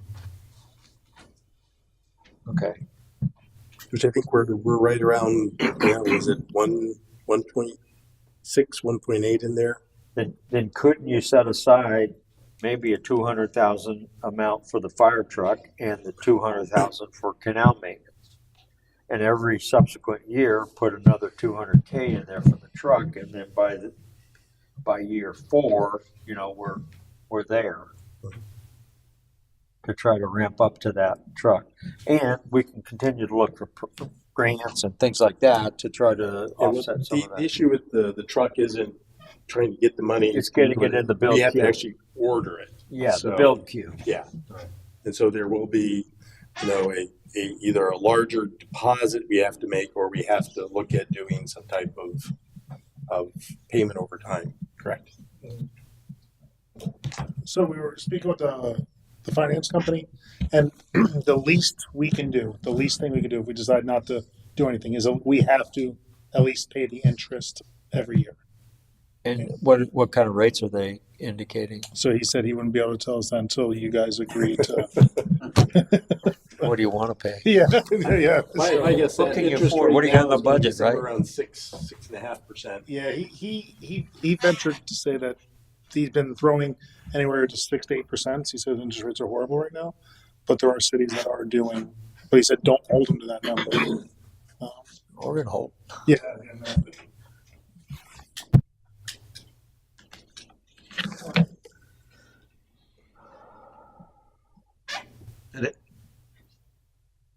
What's that? That's all I have to say. So, What's your pleasure? Do you got for the canal maintenance? Is that something? Well, it sounds like we need something for the truck and something for maintenance.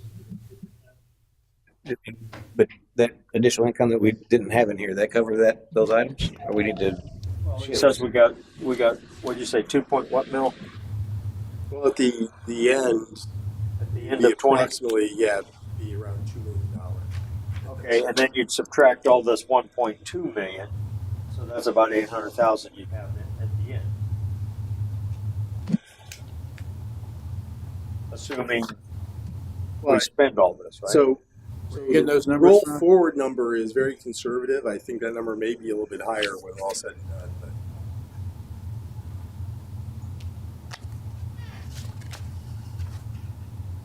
in 2025, you're showing annual budget expenditures on that penny for Pasco schedule of 1.178 mil.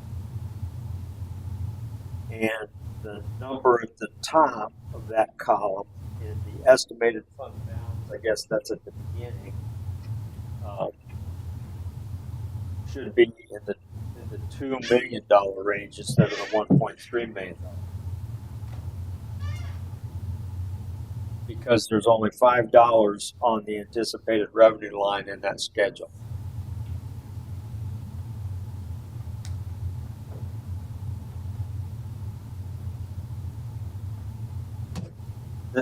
Right. Yeah. Well, at the end of the day, we'll is what $900,000 rolling over into next year. Okay, that's before we add 2 and add 2. Correct. So then we have 500,000 rolling. Does that make sense? And then, We can allocate 500 more grand to these projects. Is that what you're saying? no, what I'm saying is, with these projects, 1.2 million, I'd like to see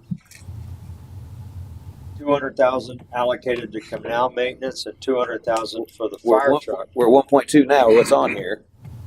Right. So if you So take that's 200 good. for somewhere, you got to take 200 somewhere else. No, then you're going to raise that 1.2 to 1.6. So- 200 for the truck, 200 for the canal maintenance.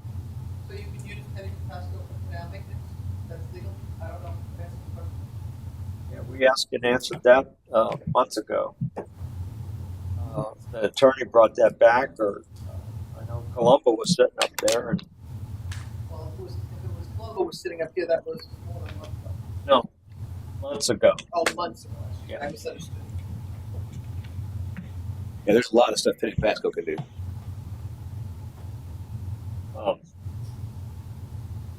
But anyway, we're at 1.2, upping at 400K. That still leaves $500,000 rolling into 2026. Yeah, so you're going to take the 200 in canal maintenance and 200 in truck. Well, and we're gonna. Is that what they require? About a $200,000 deposit? Is that what they're gonna take? Or? There's no deposit. It just depends on how we want to pay for the truck. Do we want to pay for the truck up front? Do we want to finance it? That's what we have to make a decision on. If we finance it. So let me ask you this question real quick. Once you order, you pay for it. Once you order, you pay Or do you for it. pay for it when it's delivered? Pay for it when it's delivered. Okay, so we can accrue 200 a year for 5 years, and we have the money, right? We lock in the price today, right? To be paid in 3 or 4 years when it's built, right? And there's nothing up front. He said at least the interest. Yeah, at least the interest. Well, if we're paying So for we're it, financing. We're paying for it up front because we're financing. Yeah, correct. We're So- signing something. Yeah, They that pay doesn't for it make up front. sense. Right. That doesn't make sense. So when you deliver is when you actually get it, but you. Think of it this way: if we're going to pay it off in 5 years, Right. that's going to be 200,000 plus whatever the interest Right. is. So that's what number you should be looking at. Sure. Like, unless we're looking at a 7-year payback. And I don't know if $1 million is the right number. Right. Maybe, Yeah. maybe there's a better deal for 800. I don't know. So the truck that we just recently, so how we gave us $1 million, we're right at like $998,000 if we were to order the truck by January 1st. Because January 1st, the new diesel emissions go into play, and it adds $100,000. Hope the prices are coming down. We're all hoping prices are coming down, but Well, you know what to do then. yeah, order the truck before January 1st. Right. Amongst other things. So is that 200 in canal maintenance and 200 for the truck, and then everything else is good. Well, then we can clock that away and essentially just pay the interest on this as something like that, right? You're saying, I mean, this. I haven't looked at the financing arrangement yet. Yeah, neither of you. I'm going based on what he's Yeah, saying. I am too. I can't speak to that. I mean, I trust Tom. Yeah, I do too. Regardless, 200,000 service interest. Yes, it would. Minimum, yeah. And so if we find out, we can always adjust later years to make sure we're on track to get it all. That's what, I think like we did the initial when we bought the truck back in 2019, this current truck. Right. We said, hey, look, we're initially going to pay the interest, and then what happened? We found out the truck got pushed forward, and everything else, and then the city council ended up just paying outright because they had Right. so much money left in contingencies. So I think if you budget enough to at least cover the interest of $1 million, on the high side, you'll be okay. Because worst case scenario, we pay the interest. Yeah, I think what you would be doing. So if you're saying that you're okay with ultimately making that purchase, and you're willing to pay for it over time, they will very quickly, I'm assuming, figure out what those numbers have to be.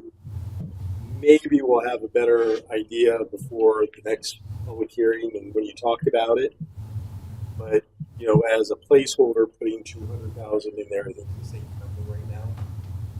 That's what I was thinking. You'll have by next meeting. I'll tell them that they're interested.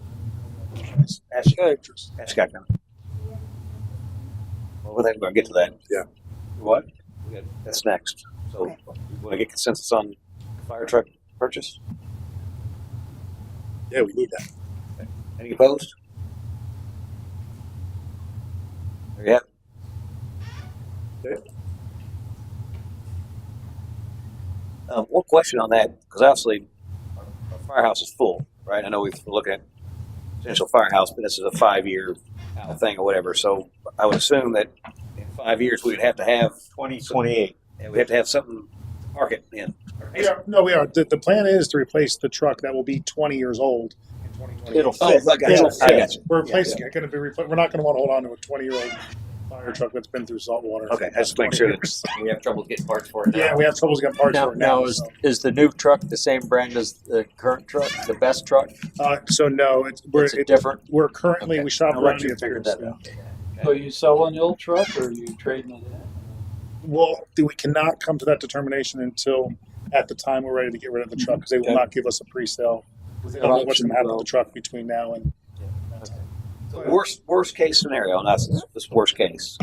If we get this truck, it'll go to current firehouse. Worst case. Yeah. Okay.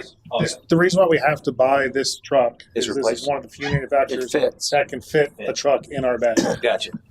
Okay. We'll make sure. I mean, hopefully we can Can't get a pop up. do better. Yeah, no, this is, it literally says on the initial design, truck cannot be over this height and longer than this. It's a quick stop on the design. Now, is it built in America? It's built in Bradenton. Even better. Built in Florida. Good deal. Okay, so we got consensus on that. So, canal maintenance, we consensus on that for the 200. Yes. Do we need that? Yes. Okay. Yep. Any opposed to the 200,000 canal maintenance? No,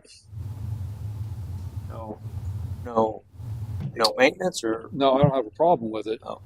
So, any opposed? I don't oppose. You don't need to say anything. If you oppose, say yes. Okay. I'm just thinking that committee is gonna. Well, they're going to probably need some, They're gonna need some Seed money, startup something. money, yeah. and it wouldn't hurt to have something in there that if we do have places that we can hit and Right. take If care I of show things. Matt where we can do it. I would love to have something done on the waters. That's something we're gonna have to do. Well, and there's a meeting on Monday night, so be here. Monday night. At 6. I might as well just live here. Anything else, Lee? So do you have a consensus already? Yeah, we have consensus. Is there anything you want to remove from this? What time, Dave? Lisa had brought up when we talked about the police cars, air conditioning in the back. Does this? Oh, yes. Did we? Was that addressed in these cars? We're working on a purchasing I know package. it's restricted because Okay. it's I know Lisa had brought it up, and it was a really good idea. I hadn't thought about that. And So that's I, going to be part of the request. And actually, do you, Thank you. to retrofit the ones we have now? It's not cost effective. It's not cost effective. How much is it? It's high. Yeah. When you build, it's easy when you're building the car. Right. It's like it's hard for us to go back in and retrofit some of the equipment, the radios and all that stuff. Then you got to take everything out again and rewire. So it's We do a lot of transport. transport to where? Well, yeah, every time you We wreck have somebody. the PAT van as well. We have the PAT van as well, and we get from PAT. Wait, when they're sitting in the back answering questions. I mean, you can't leave a pet in a car and overheat them. No. They have holes in between the. No. There isn't. The newer ones, obviously, Plexiglass, the they don't side spit on glass you. windows. The side windows have bars. Some have them going vertically, some have them going horizontally. Depends on. There is a path for air, but it's not. Yeah, it's very little back there. So everybody good with what we have here, plus those changes? I just want to point out, from what I'm looking at here, there's $1.2 million in restricted funds in that account. Are y'all accounting for that?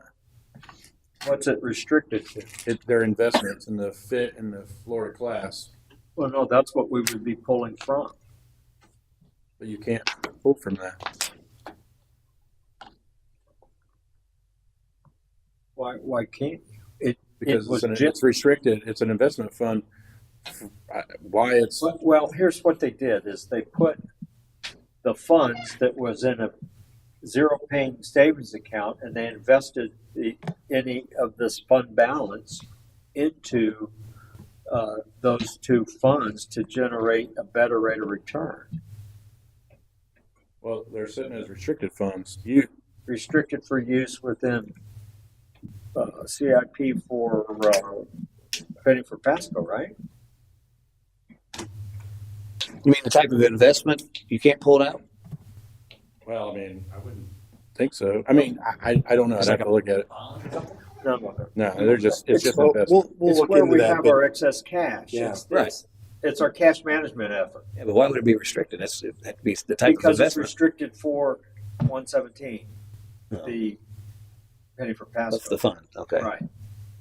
What about the general fund? Does the general fund have an FIT in the other one too? Is it restricted as well? Yeah, they're all Yeah, restricted. All the restricted to investments are that restricted. fund. So you can spend it. For that fund. Yeah. I'd have to look into that. I mean, Does that make sense? no, It doesn't. not to me. Oh. But I mean, I'll look into it. But go ahead. I mean, that's what they chose to do. In fact, CLR, what's the name of that company? Where you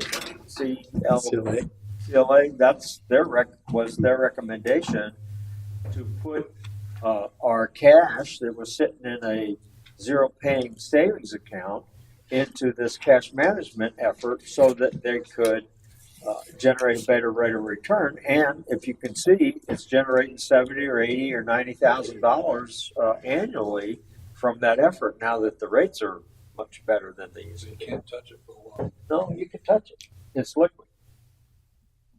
We'll check it We'll out. verify it. Yeah, okay. That's my understanding at the time. I thought it was And a that good move. That would reflect how it's been done up until this point as well. So Okay, go back and look and see if there's any dollars ever come out of it. So, is there any other changes to the 2025?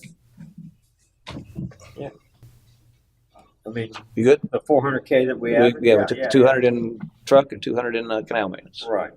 and everything else stays the same. Sound system. I just leave. We got to fix it, Bob. I mean, We can figure that out. that's been the number one complaint. We need to fix it, especially if there's going to be EOC and stuff in here. We're going to have. I mean, it needs to be solid. Well, we should take a look at it. I mean, I'd say and make sure don't spend. well, no, we. Try, and you know. I will tell you, anything we do, you're going to see before Right. we do it. We'll have to prove it. It's just a holder right now. In fact, if there's any tests, we'll make sure we We'll be test here. it. Yeah. Here, so Yeah. you hear it. Very good.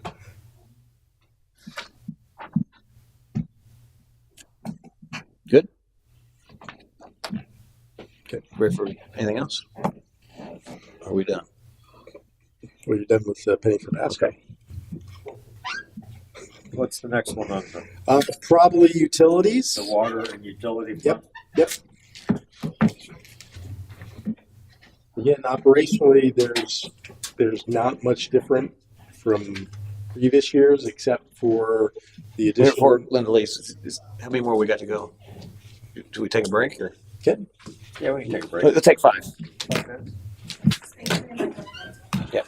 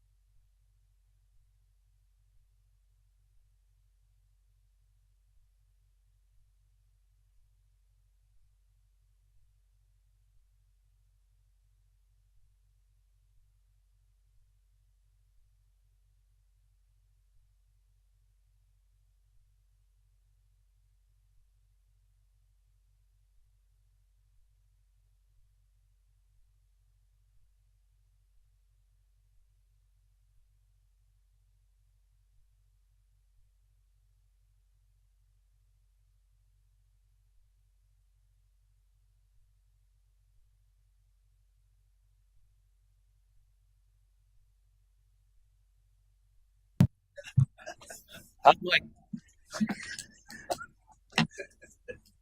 we're ready to resume. Utilities. As I was saying, from a operational standpoint, other than the money that we put in for the different studies for the water system and the wastewater system, there really isn't significantly much difference from 1 year, FY24 to FY25. Where you see the differences in the capital numbers that we put out there for the line improvements, water plant improvements, such Which as that. page are you looking at? I'm sorry. 22 or 11. I'm Big number Thank 11. you. You're number 11, they're number 22. Got it. Thank you. Page number 11. Yeah, if you're just looking at the This one. capital piece, yeah, that's the Perfect. capital piece. Thank you. Page number 11.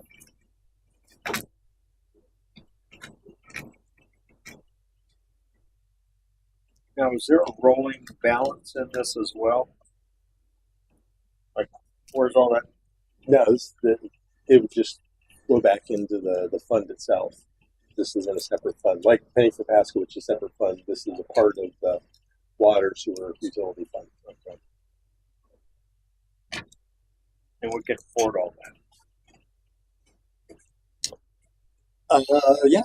I mean, this budget is based upon including this. I mean, obviously, the thing that's not in the utility fund is the 4.25. That's actually going to be located in the grant fund, but I wanted to show it as a utility capital project. Right. So the 979,000 separate from that is what you're going to find in the utility fund. Is it okay if I ask a question? Absolutely. The sewer flow meters, that gets you up. That's what you talked about last time, and that gets you up to 100% of the The city. Was it on that thing? yes. So, flow meters. Here, come Mike. Yeah, introduce yourself. Yeah, name and address for the record. So the sewer flow meters are for Senate Manor, Suncoast, and the one up Well, what? Yeah. Oak Springs. So we're getting a bunch of infiltration, I from them. We don't own the gravity systems in there. They're all privately owned, but we own the lift stations. So any stormwater that gets in the sewer lines and stuff like that, we're paying for when they get put into the lift station and pumped to Newport Richey and Pasco. Okay. So those flow meters are to account for that extra infiltration we're getting. So there'd be some rate that or whoever would have to come up with to charge them more than if they exceed their Sure. sewer usage compared to their water Right. Yeah, usage. you explained that last time. Yeah. Yeah, that's what the flow meters are for the sewer. And the lift station generators that gets up to date in all our lift stations that you have. So there's 4 of them. It's going to be Bay, Queener, Chapel, and Olsner. Those are our 4 main lift stations. Olsner pumps to Newport Richey. Bay can either pump to Pasco or pump to Newport Richey. Chapel pumps to Newport Richey, and so does Queener. Those lift stations get 5 or 6 or 7 or more other lift stations pumping into them. Mhm. So if any of those 4 lift stations go down and we use electricity, we have sewage all over the road. Right, but that 247,000 that takes care of those 4, and that gets us up to where we need to be. Thank you.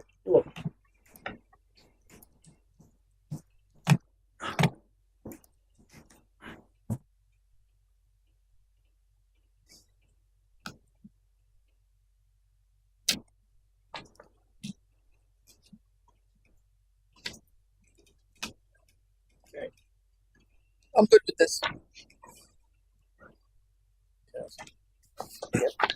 Lots of good stuff. The debt service, you have that all factored in as well. Cash flow for that as well. Yes. That was, if you remember, we had that conversation where they weren't accounting, or historically we weren't accounting for the debt service. The principal. Yeah, the principal. We were doing it in a different way. This budget does take that into account, so it shows it and we're paying for it. And the interest is flowing out through the P&L. Right.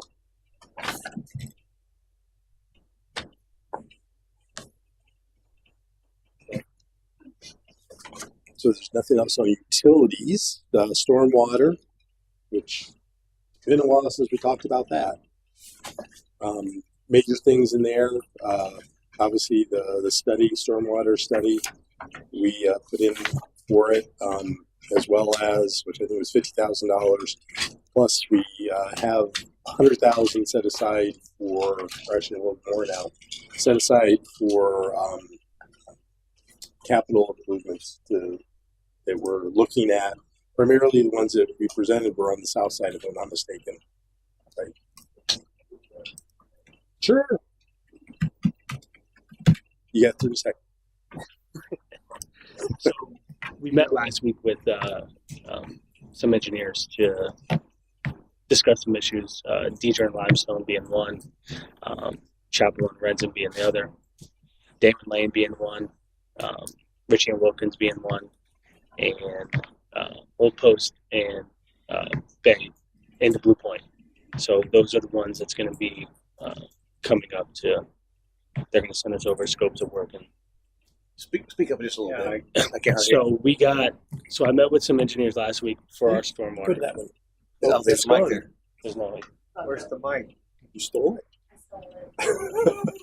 So I met with the engineers last week. Spot we hit was Damon Lane, how Damon Lane floods. Blue Point, the issues you have at Blue Point. Chapel and Lorenzen. Richie and Wilkins for the overflow pond for Culvers that goes down back and flows all the way down to Coons, where it's always flooded where the cattails are. For them to give us scope of work and work that needs to be done at those locations. What about that one spot there by the old American Marina? Yes, that was part of the Deidre and Limestone area. Correct. Yes. That's included. Correct. So they're going to give us scopes of work and know what to move forward with those areas. So we just figured those were the areas that need the most. And we also went to Sunset, but they're going to let us know about Sunset. So.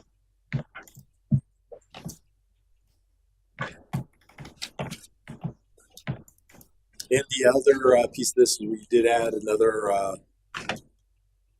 stormwater utility worker to the budget for this. So in total, there are three new positions within this budget. One is split between public works, utilities, stormwater. One that is split 100% in stormwater, and then we have the CRA coordinator / resiliency coordinator that we'll talk about Tuesday night. So there's no need to have any lift stations for the storm drains?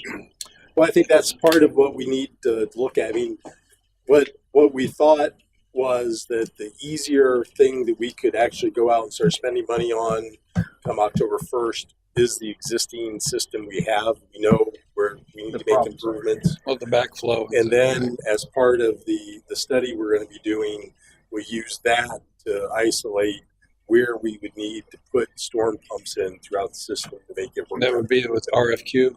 Yeah, it would be a part of that stormwater system analysis we would do. Okay. I mean, it's just, there's a lot of thought that has to go into that, and you want it to work with the whole system, not against the system. So that's what we're between that and engineer, it'd be probably next year sometime, hopefully before storm season. Yeah. Well, so my hope is with all these studies that we get them. You know, if you say go on September 19th, we're sitting down and making it happen on those studies. So once the money's available, we're well on the way to get it done. So by mid-year, which will be right when we're starting the budget process, we'll have a lot of that information so we can flow it right into the budget and say, this is what we're going to be doing. So I know that I tried to balance this budget to show that we're doing things and getting us ready to do things. But it's really going to be FY 26, 27, 28 when you're going to see, the need. I mean, you'll see the work that needs to be done. You'll understand the money that we need to have to be able to do it, and you'll be able to start the projects. Location, right? Okay. So when you come up with the number for these studies, have you called places to get an idea, or is this just something you know? Some we have a pretty good indication. Some we're grabbing. Like the stormwater. I looked at different areas that have done similar type things, and just gauged that this would be an appropriate amount. Some are a little bit higher maybe than what, or my numbers may be a little bit higher than what they actually will be, but I think we can get them accomplished with the money we have.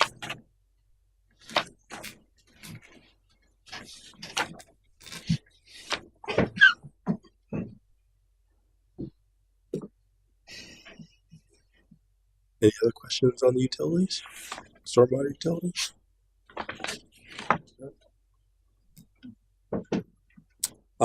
Impact fee funds.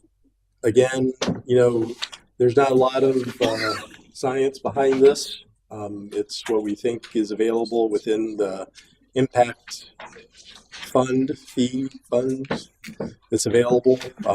We budget a number. We don't have the project yet. That's something that we hope to get moving on and be able to come up with some of those, make sure, because there's kind of there's a number of different levels with figuring out what money can be used and how it can be used and what it can be used for, right? So that's what we have to figure out between now and when we have the project determination for that. So it's unfortunately not simple saying, here's a project to do. You have to take into account, where did the money come from? What area is that improvement? How does it impact that area? So there's a little bit more to these than just going out and spending money. That would be more or less the restricted type funds that you're talking about, where you have to use a road or transportation to do a road. Yep. But it has to be probably close to or supporting the area that generated, that gave the money, right? Right. I mean, I think my understanding of these, it's not that you can just do it because, if you're spending money, for instance, on a water treatment plant, right, that services everything, right? So that type of project is going to be a lot easier to justify than a water line, because then you have to look at, where did the money that you received in the impact fee, from the impact fee, where is that located at? Does it actually, enhance that service level or not? A lift station servicing an area where that development happened is a lot easier than a water line, because again, it depends from the water line perspective. Same thing with the road. Where is the road located in relation to where the money was received from? So that's pretty self-explanatory.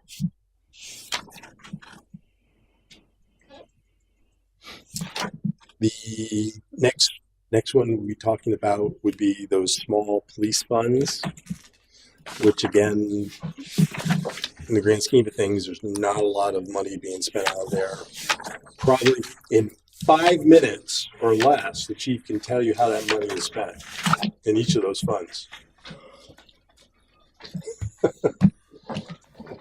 Well, in the training fund, it's restricted to training. You can't use it for hotel accommodations or anything of that nature. It's just for the training and per diem, but you can't use it for lodging or anything like that. The $5 fund, as you can see, the 3 different categories there, we can use for things that we need, whether it be like the software program we have, which is called Power DMS, that costs us $6,400 a year to maintain that. So we use the money to supplement our operations, where we don't have to take it from the general fund. And that's what those three funds are basically for. It's not like a rainy day fund, but if we need to buy something that is pressing, like our, for example, we bought 2 rapid ID devices. Almost like what you see on TV, where someone tells you they're not. They're saying they're one person. You can't tell who they are because they don't have any ID. They put their thumbprint on the device, and if they've been arrested before, because it's directly. Do you have one of those? No. You have to. So that way, we won't arrest the wrong person, which is risk mitigation as far as I'm concerned. But those 2 things alone cost $8,700. But you'd spend more than that in a wrongful arrest suit. So there's things that we use those for, like, again, so we don't have to burden the budget.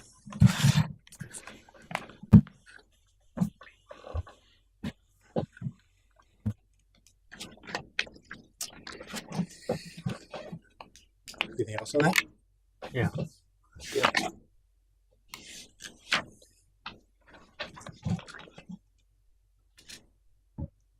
We could do anything with the spoil site. We're going to need to test it to find out where we stand with the arsenic. Yeah, the arsenic problems. Once we have that, then we can make a determination whether we can get rid of the spoils, by possibly selling. There's been people who's been interested in past in those. But again, we would assume certain liability should we pass that on. And just tell you, I've dealt on the other side of that, where I had to remediate soils that were brought on site from a contaminated site, millions of dollars. And if we could have went back to the people that we got that dirt from, I would have in a second. But the laws weren't the same then as they are now, where I could do that. So what about the brownfield? Could that be addressed with brownfield? Mm-hmm. I think so. I mean, again, maybe we have to get busy and Yeah, I was thinking, Wasn't there something? talking to them. Well, about yeah, but we created that. Right. That's what I was just like. No, we didn't. All we did was pick it up where somebody else created it, and we filed it there. We stored it there. Well, yeah, but I guess that again, just my interpretation of it, that lot, we contaminated it. That's how I understood that too. Yeah. That's not that dangerous, but I think it made I was that. I was thinking the same thing, but I was going to ask just to see. I mean, but Never hurts to ask, but But the gas station, the guy contaminated that lot. If it was a gas station or something, oil spill, they contaminated it. Well, now if we sold that lot, the buyer could do it, and it's actually there might be a way to. Yeah, we talked about that in the last meeting. Actually, that you can do a kind of I guess a sale within your own entity. It becomes the new fire station place with a boat ramp. So yeah, definitely worth asking. Identify site. we'll see. I don't have a good answer yet, but we'll ask the question because I'm intrigued. Well, I'm just spitballing here. I mean, I'm trying to. I've used brownfield money other places for redevelopment for city purposes. So, and it's something that we know of. We'll learn the process here, and if we can do it, we'll do it. And does the old trailer park have buried septic tanks in there that are brownfield? Yeah, Would that, I would think. would that be? That's sewer. Well, no, that's talking about the Gill Dog property. Yeah. Yeah, that's up to those guys to engage. Oh, they're already looking. Well, I don't know if they are or not, but they should be.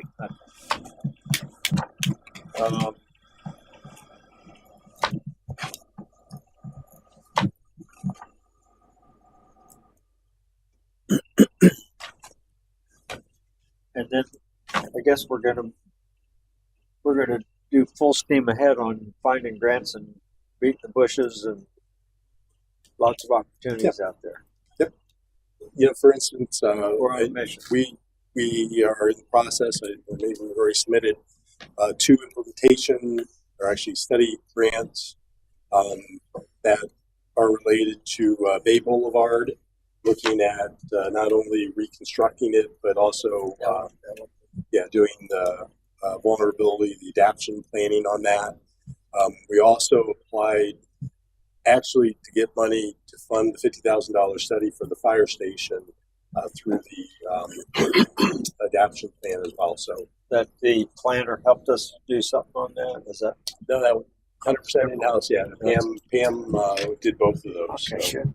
so hopefully, the difficulty with that funding source is they've been funding vulnerability and analysis and adoption plans with it, and so they wanted to kind of get through all of them. They are towards the end. There's a few cities and counties left that need it, so there may be money available, but we're going to be down the list from those that need the money for the vulnerability analysis. So small amounts, but hopefully, we fit in this year. If not this year, we're going to turn around and look at different ones. But implementation grants are possible for those projects, and this was just a step to get us to the next thing. So, we've had a preliminary meeting with the resiliency office with the county related to their vulnerability and adaptation plans. They've completed their vulnerability analysis, now working on adaptation. They want to include the city's projects as well on that.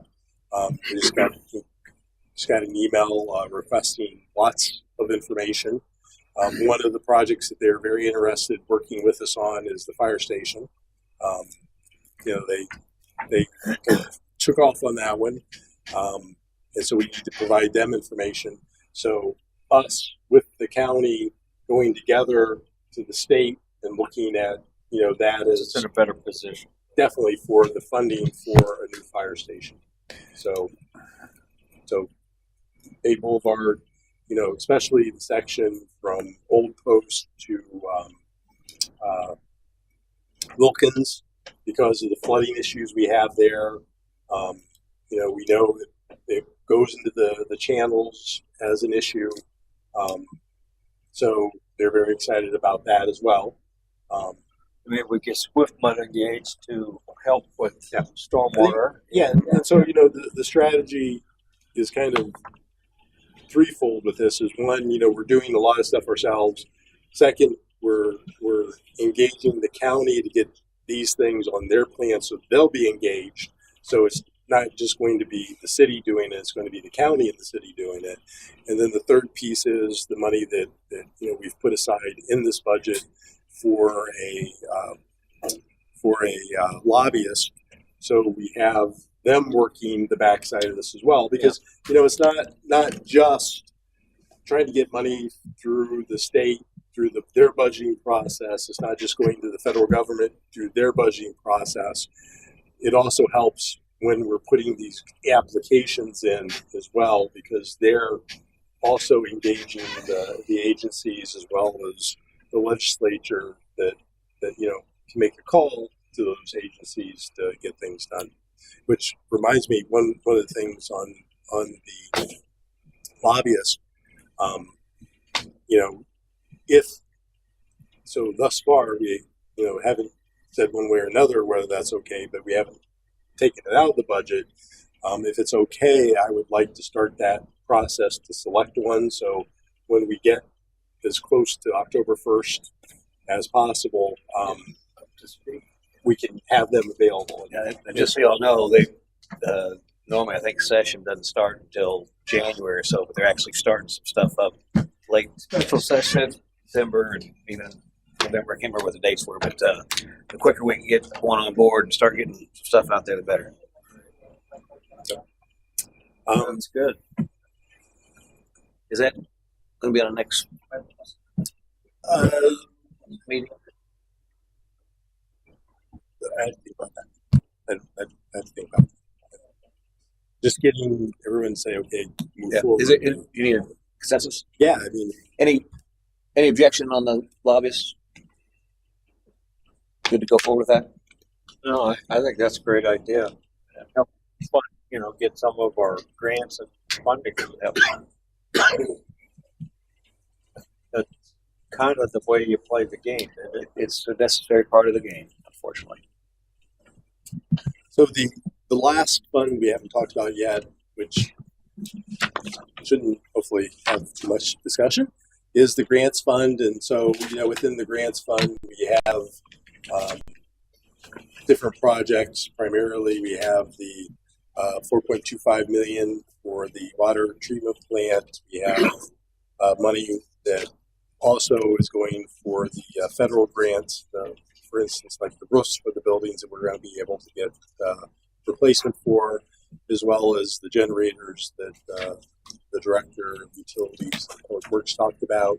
There's also then the Nix Park boat ramp in that project as well, and there's the federal grant for the fire department that they mentioned.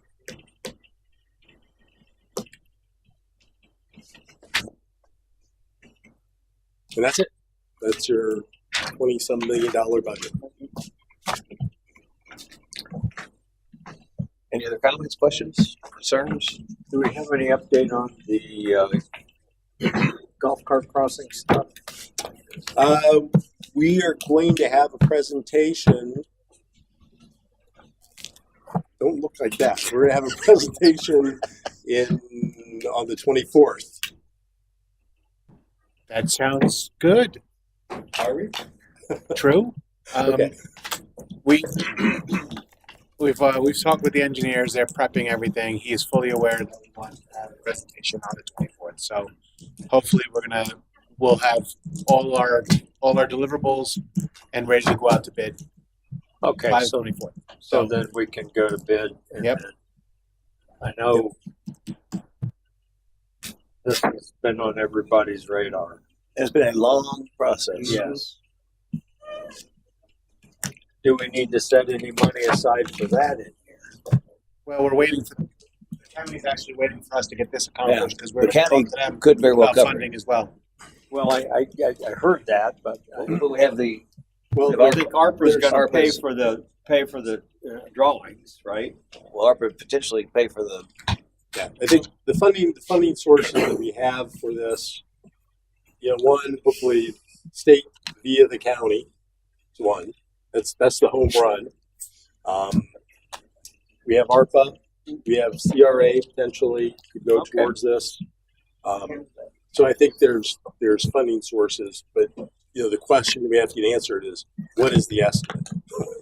Because if it's $1 million, that's a different conversation than if it's $400,000. Anything else? That's the whole budget. Yeah, motion to adjourn. Make a motion to adjourn. They beat you to it. I beat you to it. Second. Yep. I way beat you to it. I got motion. I've been holding that in for a half an hour. Well, hold on, I'll get you out of here. Motion and a second. Any further discussion? All in favor, signify by saying aye. Aye. Opposed? Meeting adjourned.